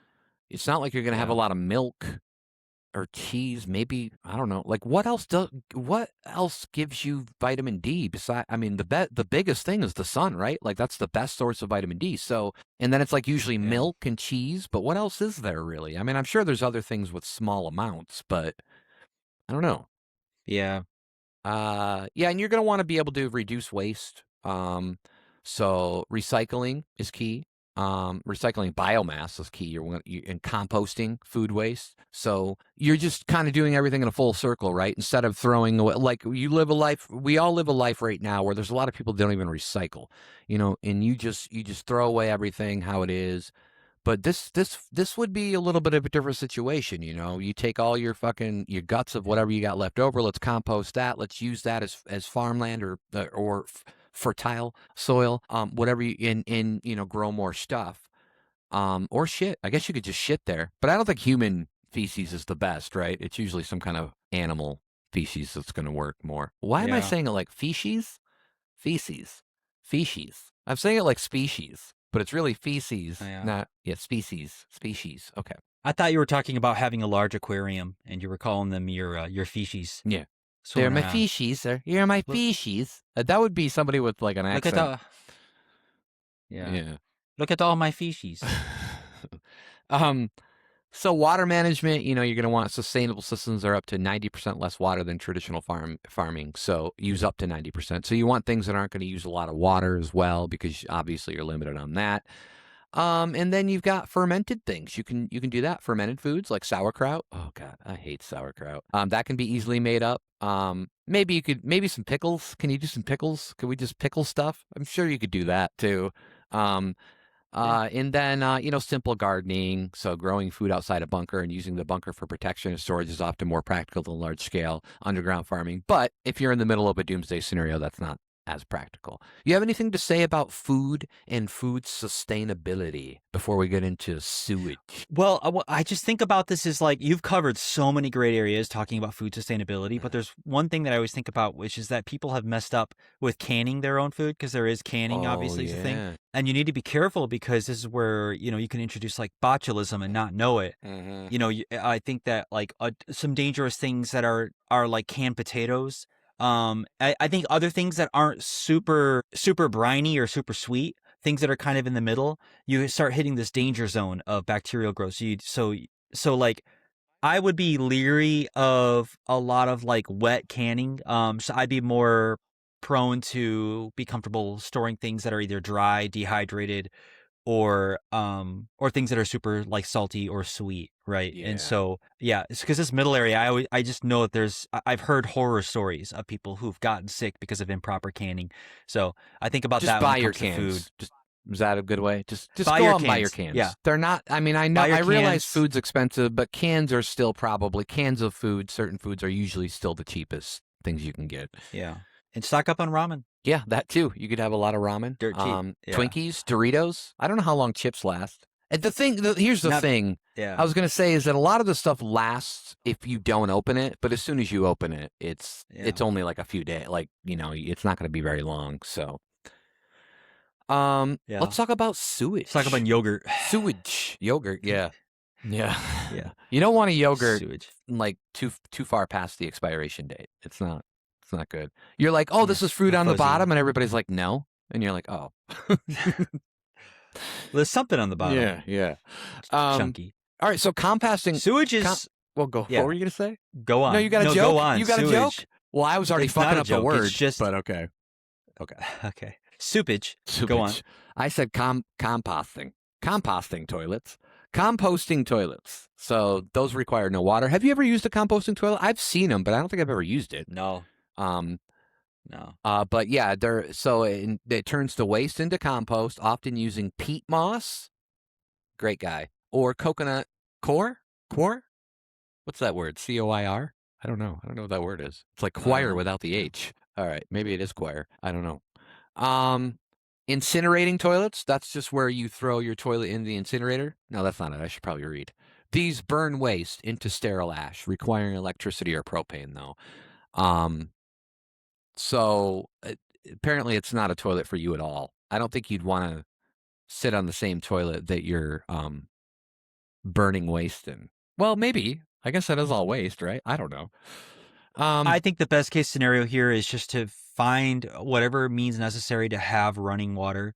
Yeah. Or to have some sort of water availability, so that way you can maintain a normal septic style system where you can. Would this be the one thing you would be worried most about your bunker? Would be the sewage? I think if I didn't already have some sort of like septic sewage situation handled, then yeah, I think I don't know what I would do here, because this would be a tough problem to solve. Yeah. I think sewage is an often overlooked area too, or it would be easy to overlook. Yeah, and then you could have storage tanks too. You could have your own septic tank. Like you can have all this stuff put in there. If you can't leave the bunker and you need long-term disposal, then you're going to have to store waste in sealed containers or use an incinerator. You're going to have to find a way to either to use that or whatever. That's where a composting toilet is probably going to be really good, valuable in that situation. Too bad you didn't have just a toilet that you just shit in, and then it went through a machine, and then at the end of the machine, it was just like your next meal. It just made it into your next meal, and that'd be good. Yeah. Long-term disposal, which was a movie I was in. If you cannot leave the bunker, oh, sorry, I already talked about that. I'm repeating myself. Backup systems is what I want to talk about. Redundancy is key. Redundancy is key in all this stuff. You want to be able to use things that you can keep using over and over. So many preppers use a combination of methods, such as holding tanks with pumping systems as a backup. And then you have your safety hazards. Using existing sewage tunnels as bunkers is highly discouraged due to toxic methane gas, disease, and flooding. So I guess if you find an old sewage tunnel that used to be a sewage tunnel, and then you're like, hey, this would be great to make into a bunker, don't do it. Because there's going to still be levels of, we all produce methane gas and all kinds of other shit, literally. And some pro tips for bunker plumbing for your blummer, if that works. If your bunker is below the septic line or city sewer, you will need a grinder app. You'll need the grinder app. Nope, I read that wrong. You will need a grinder pump to lift the sewage. You could have the grinder app if you want to. No, we don't. Not that there's anything wrong with it, because there's nothing wrong with it. Water usage, composting toilets reduce the need for water, which is critical. And then accessibility, ensure all pumps and waste management equipment are accessible for repair. That's the other thing, is like when these things break down, I think that's the key to being able to make your own bunker and learning about it and build it, is because if stuff does happen while you're in it, like if you just have a professional make it, and then they go, and then you're in your bunker later on, and in the big scenario happens, it's like now something breaks, and you got like this fucking, you're not even going to have a computer. They're going to be like, yeah, here's the manual, and you're going to have to figure it out yourself, and that's going to kind of suck. So, you got to be quite resourceful. So it would be beneficial to be able to do all this stuff yourself, or at least ask a lot of questions so you know how to maintain stuff. But you have anything to say about waste and sewage besides the normal stuff that you always say? Well, just that, it's going to flip. I think that might be one of the big things that flips your current set of habits that you have on a day-to-day basis up definitely on its head. Yeah. Because we all don't have a schedule like Sheldon Cooper, right? We go and we go, and so now there's going to be other things involved. Yeah, and we're so used to the waste that we make, the garbage. Like, I'm so used to a garbage in my kitchen that gets filled up, and I take it out, and then once a week I take that out, and that just goes to the magic bye-bye place where I don't see my garbage anymore. The magic bye-bye place. And so I want to go there. So used to not dealing with that. The magic bye-bye place. Yeah, just everyone's it's on an island, I'll tell you that. Okay. Wait, I don't want to go there anymore. That's my final note. That's my final note on sewage. All right. Yeah. I think it'd be funny if like the first day you were in there and like somebody forgot, and they just had like, somebody did put a garbage container down there, and then the garbage was full, and then so like the second day somebody's like, all right, I'm gonna go take the garbage out, and they just get disintegrated because they like forgot. And they're like, oh, where'd Billy go? And they're like, oh, that could happen. You never know. He's topside. Yeah, he's topside, and he's gone. Let's talk about first aid. Frozen stiff. Let's talk about first aid, medical, because as much as Brandon will have a lot of Dr. Pepper, so he'll be fine. But other people will need some different type of first aid, tourniquets, gauze, pressure dressings, which is what I use on my salads. Any type of pressure dressing is great. Different bandages, critical for severe injuries. You're going to want wound care in infection. So you're going to want like antiseptic wipes, antibiotic ointments, Neosporin's good for that, butterfly closures, gauze pads, and medical tape. Stock up on antibiotics. Now, here's the thing. When I read this, I'm like, you can't exactly stock up on antibiotics. Like, they go through, we're getting to a point where in this country or in the world, we are getting more antibiotic resistant, right? So they would actually prefer you to take less antibiotics unless you absolutely need them. So I am wondering how you would do that. I mean, I guess if you're in a situation where you can go raid Like, it's not a nuclear fallout situation where you can still leave the compound or the bunker or whatever, and you can go raid a pharmacy. Yeah, then take it. Yeah, that would be raid it, the take scenario. But yeah, and then painkillers, like you can get the over-the-counter one. So definitely, like, ibuprofen, acetaminophen. But don't give that acetaminophen to your pregnant wife, because RFK will shoot you. He'll find you and he'll shoot you, and then he'll snort cocaine off your composting toilet. Anyways, anti-nausea medication, I guess they recommend. I guess I probably wouldn't get too dizzy in a bunker standing still, but maybe, I don't know. I feel like if I was up in the air, it'd be more of a situation. I don't know. Antihistamines and personal prescriptions, obviously. Although the personal prescriptions won't really matter because you're gonna just have that amount, and then once you're like, what are you gonna do? You get them filled once every. I do. Once that every 30 is days, one thing I do wonder about with that. This is what drives me, because I take antidepressants, and most people probably know that you can't just stop those. There's a lot of pills that you can't just stop, and so that is going to be a problem, right? Where if you've got to stay in this bunker, and it's like now all of a sudden you have to wean yourself off of these things, because antidepressants, especially, you don't want to stop cold turkey. A lot of them will give you seizures. It's bad. Like, the withdrawal symptoms are bad. So now you've got to like take whatever you've got left, and you got to be like, oh, now you've got to wean yourself off, because that's probably be the easiest way to do it. And I do wonder, I'm like, that's going to affect a lot of people, not just with antidepressants, but you got cholesterol pills, blood pressure, whatever it is, insulin. Like, what the fuck are those people going to do?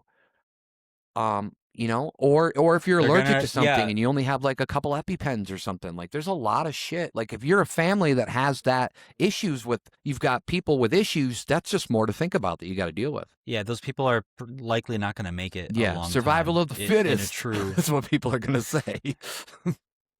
You weren't fit enough. Survival of those who don't need a prescription. Yeah.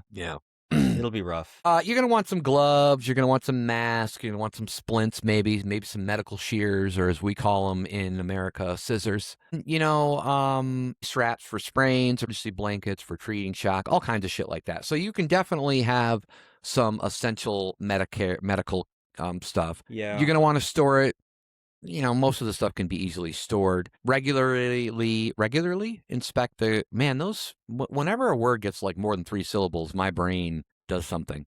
Particularly, regularly, particularly, singularly. Yeah, it's just bad. Yeah.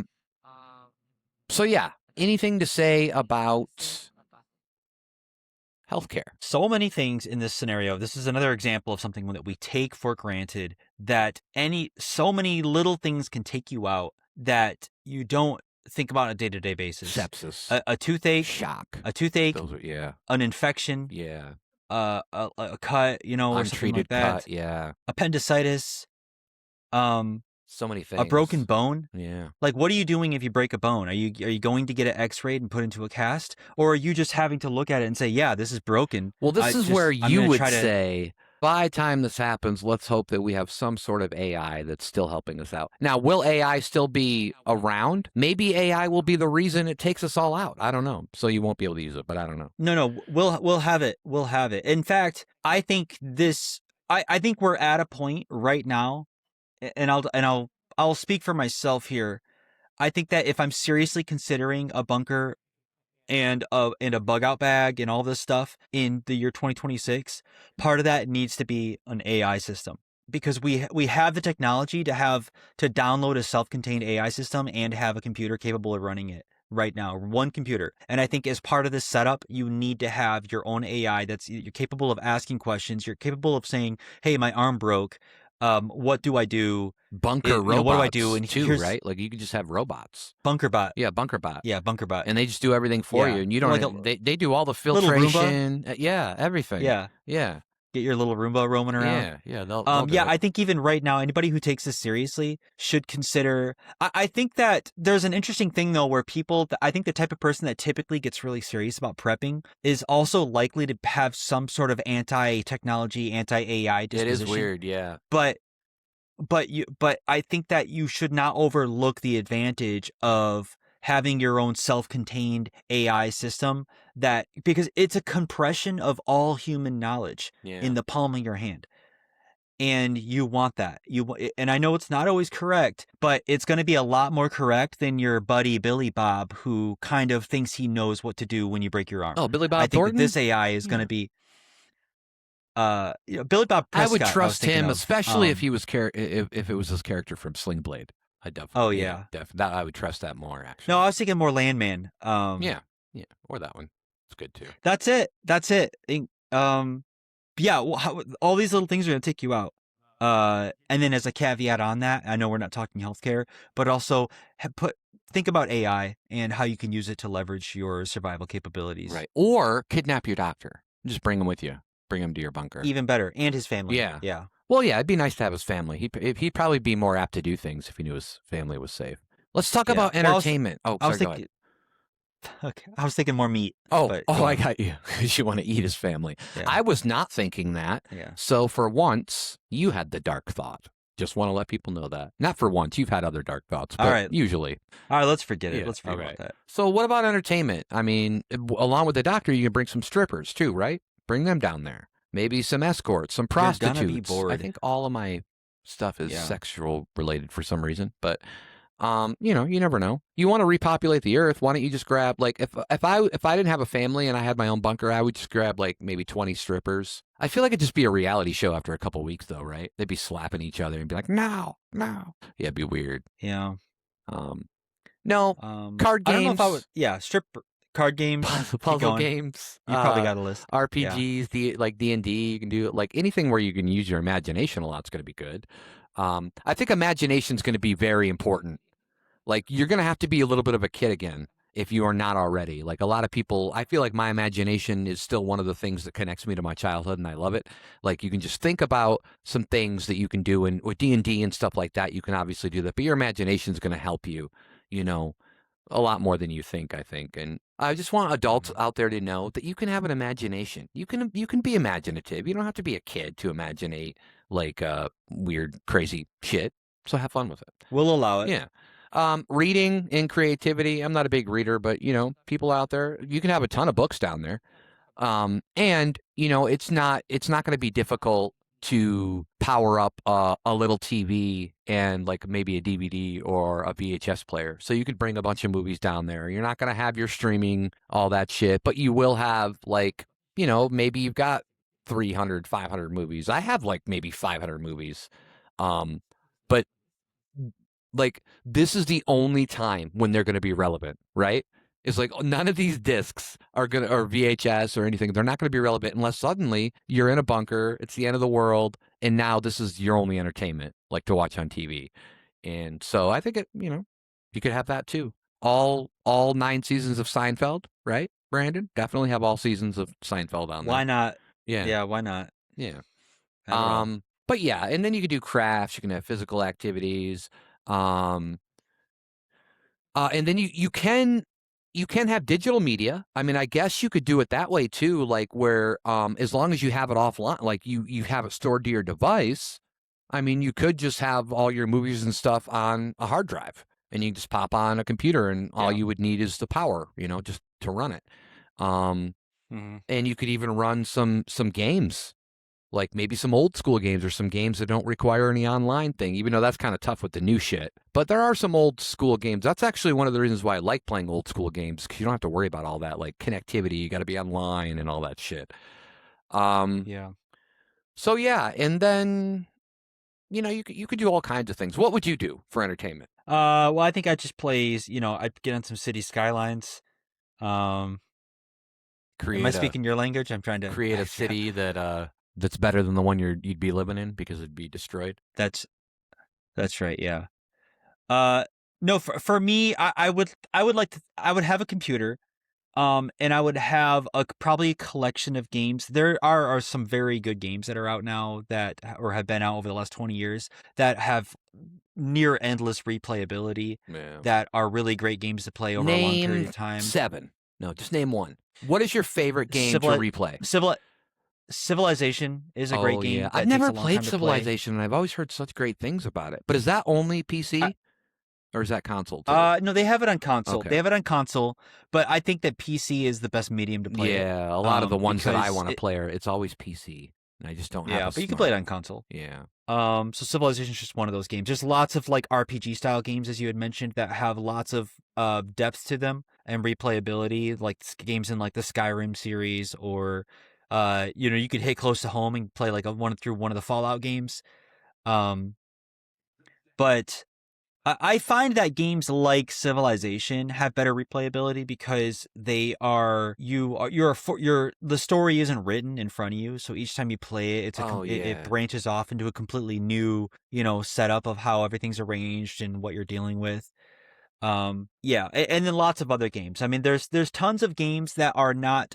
They don't have to be graphically advanced. Right. Like a modern computer could probably hold 200 games that are really, really long, great games that are smaller in file size. Oh yeah. So you really don't think have about a lot like of all the excuses ROMs to like that they have. So you can literally get all the ROMs. So you could play Nintendo, Atari, Sega, Super Nintendo, Nintendo 64, probably maybe PlayStation 1 games, but once you're getting past that, you're probably going to need a little bit more computing power. I'm not sure. Like depending on what kind of computer you have.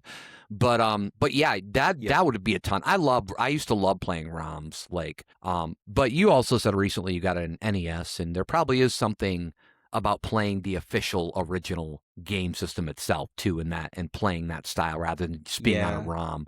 Even though it's so much easier to just save, on a ROM and you're all good to go. But yeah, I did that for the nostalgia factor. But yeah, I mean, like the ROMs would be just as fine, and you could. I mean, there's places online you can go and you can download a complete collection of every single ROM that's been ever made for a system, like NES, and it's a small file size. It's not very big. Yeah, they're not. They didn't make them very big back then. They make them like crazy now. But yeah. All right, let's talk a little bit. Our final thing we're going to talk about today is society, and just about how society will be. What will society be like when we create this new world? Is there anything? So there's things you can do with society, right? Like you can. The fact is do you recreate things how they were? Like let's say everybody gets back up to the surface. Maybe it's not a radiation thing. Maybe it's something else. So you're down there for the initial blast. You're down for like a month or something. Everybody comes back up. Whoever's left is dealing with the world. But I feel like people are just gonna go back to what it was, right? Like they're gonna try to do that because that's what they know. But you're the ones left. You can do whatever you want. So what do you do? What do you do specifically? Yeah, this is like the paradox of these situations is that I'd like to own a paradox. Just one would be fine for me. But I think that what you want to do with it when you do have one is you want to try to recreate the scenario that you had just fantasized about getting away from. Yeah. And so, yeah, as a society, actually, because this is something I just want to touch on, which is a thought exercise that I've always had, which I thought was funny, which is that people always talk about, wouldn't it be nice to get away from society how it is now and just go like live out in the woods, live off the land? Yeah. And the thought exercise that I have is that I would start growing crops, and then I would grow those crops, and then I would try to develop some method of not having to manually like do it by hand. So then I would develop an engine and some sort of wheels and some sort of machine that I can like till the ground and like help me harvest the Wouldn't crops there faster. already be machines out there? Well, let's just say I'm starting from not that though. Let's just say I don't have access. So you're to that. basically rediscovering the industrial age. I'm rediscovering the Industrial Revolution, right? Okay. All these things. Okay. All right. And then I get to that point and I'm like, well, man, I now that I'm dealing with larger numbers in society, I'm trying to, like, there's numbers and bookkeeping, and I just wish I could crunch these numbers, and before you know it, I'm getting back into computing, and then I'm developing technologies, and I'm working tirelessly to build back up to the same system that like I said, that I had fantasized about getting away from. And so that's what it reminds me of, is that when we're talking about social constructs, it's like I hear people talk about this, people who are self-proclaimed like anarchists, for example, people who are like, destroy the hierarchy. Well, if we're just a group of 100 people in a room, some natural hierarchy is going to emerge from that, whether you like it or not. It just is. Somebody's going to end up leading. Yeah. And then somebody's going to end up being close to the leader. And then it's going to go down like that until somebody's at the bottom. And whoever's at the bottom is going to be the person with the opinion that what we should do is destroy the hierarchy. Right. And of course, you're going to have that opinion when you're at the bottom of the hierarchy. Right. And so that's like the catch-22 and the paradox. If do you wanna have a pair set up of rules? Do you the- have law enforcement? Do you have taxes? Are you just recreating America again? Like, what are you like? That's the big. I don't think so. It's got to be different, right? Like, I mean, what do you do? But you also got to remember that there's probably going to be. I mean, because you could have the scenario where a lot of the uppers already in the elite society are going to survive because they had the money to survive. When they start rising up back up again, maybe you're even talking about the president of the United States or whoever it may be at that time. Like, what do you do? Like, you're like, well, now we still have to go and live to that, those constructs.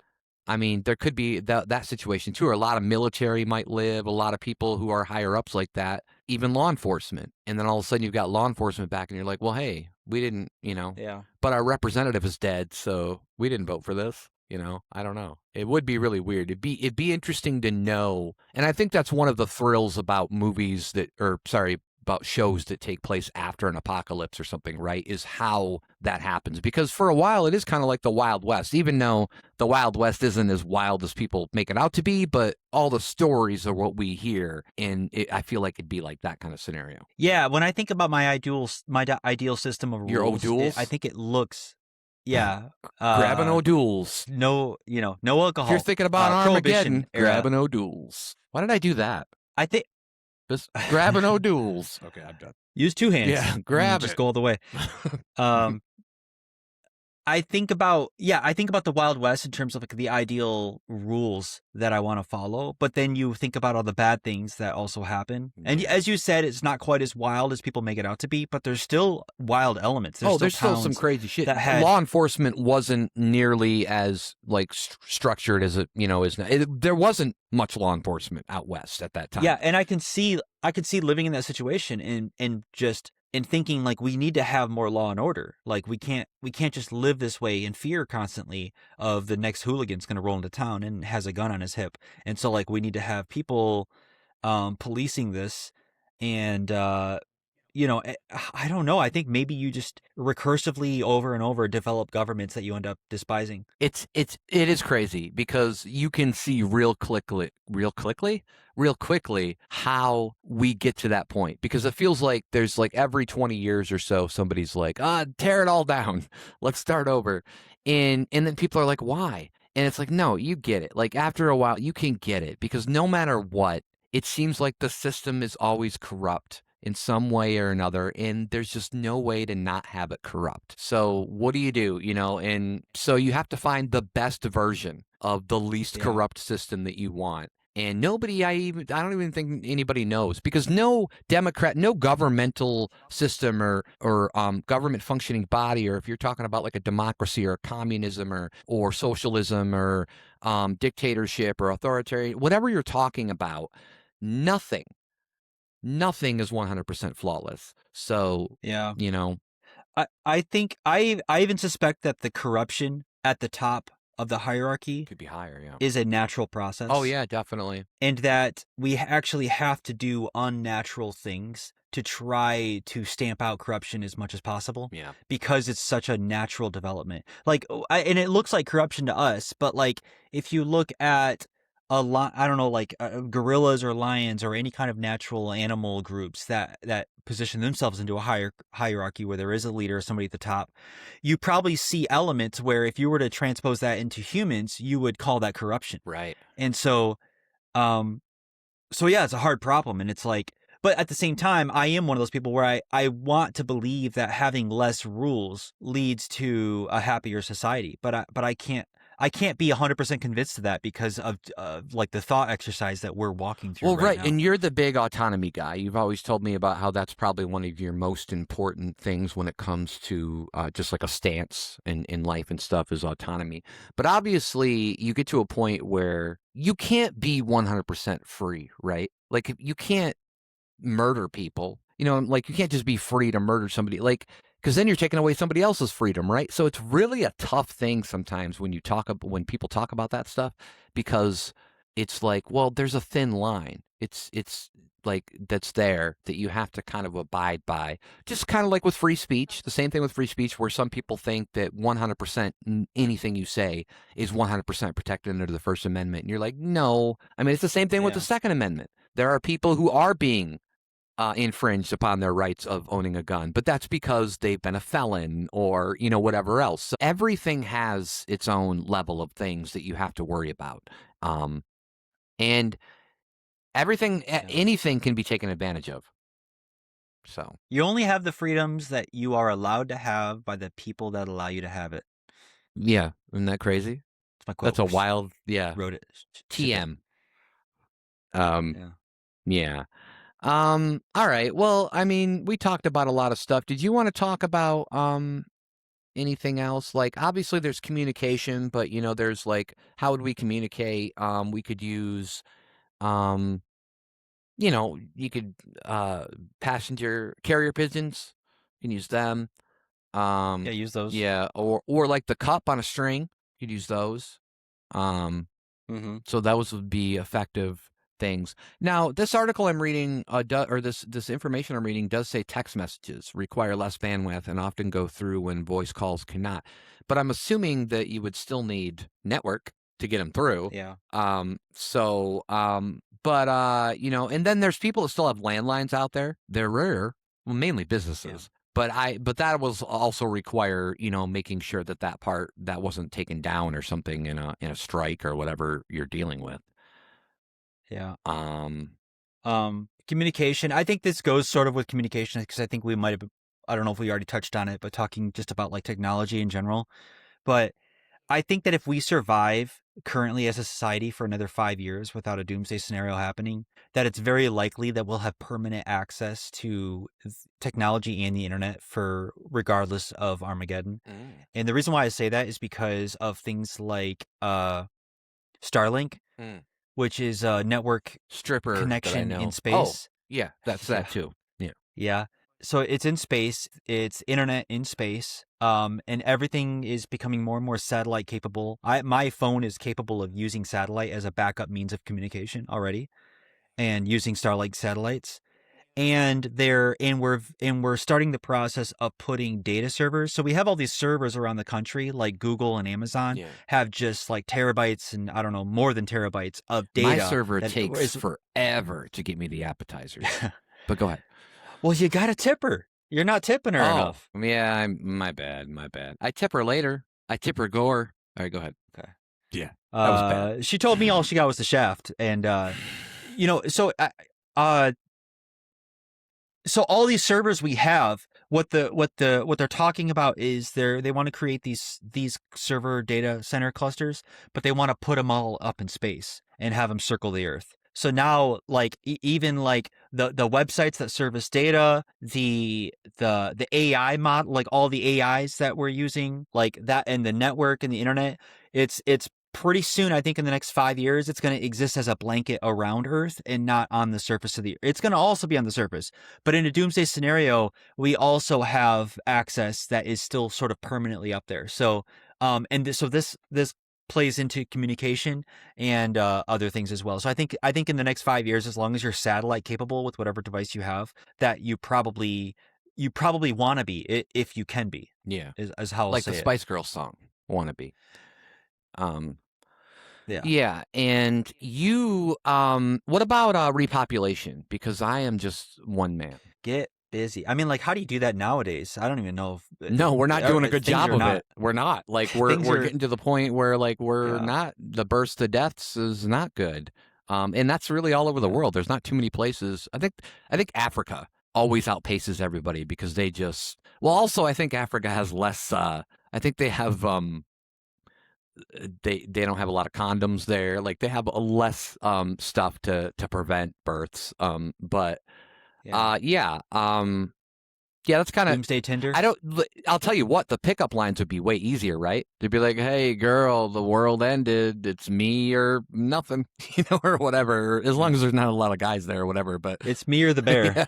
Yeah. So, I think that would be interesting. But you would definitely want to try to keep away the moral things that we've all we all collectively realize are right or wrong, right? Like, for like whether they're religious views or whatever, or just typical moral views. But yeah, you'd want to like make sure that we're not murdering people. There's no sexual assaulting happening, or no children being harmed in any way on a faraway island.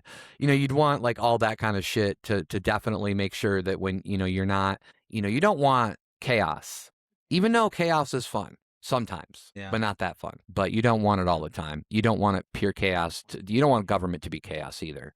But yeah. And I also should say that if Doomsday is coming, get in your school hallway, get on your knees, and put a book over your head, and you'll be okay.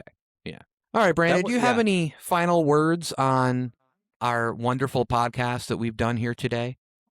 This is us, too. We're not AIs or anything. Good luck. Sorry. Good luck. That's always great. Somebody it really is preparing for Doomsday. They're listening to this episode and they're like, oh God, this guy. And they're just filling up. They got like a notebook filled up like 30 pages already just from this podcast alone. And then they finally get to the end. They're like, oh, he asked them the question. Any more final information? And then you're like, good luck. And then he's like, all right, good luck. Yeah. Yeah. I get it. That's how you end it? Yeah. Yeah. Do you have anything to say? That's all I got to say. That's it. That's all. I think that is all I have to say, because there's so many facets to this. There's so many angles and directions you can go. You don't know what's going to happen. Yeah. Here's what I have to say. Keep an ear out, because we're going to be talking about the specific Doomsday scenarios. Yeah. And and keep Tyson out of the room. Mm-hmm. And what you're going to do is you're going to listen, because we're going to talk about each one of these scenarios in the future. And that is true. And this will give you more context for if you want, maybe how you'll survive. Yeah, if you want more information and you want to be able to deal with this, we are going to do a bunch of different episodes on certain Doomsday scenarios. We're going to dedicate a whole episode to each of these scenarios, because you can break them down quite a bit. So I think it's on that person, right? If you want to be able to live and survive your Doomsday scenario, you're just going to have to keep listening to the podcast, because that's going to be the only way that you will survive. All right. You turn on your radio voice. Get it now. Get it now. Sunday. Okay. All right. Well, it's been a great show. And until next week, from us to you, have a wonderful time. And thanks for watching. Bye.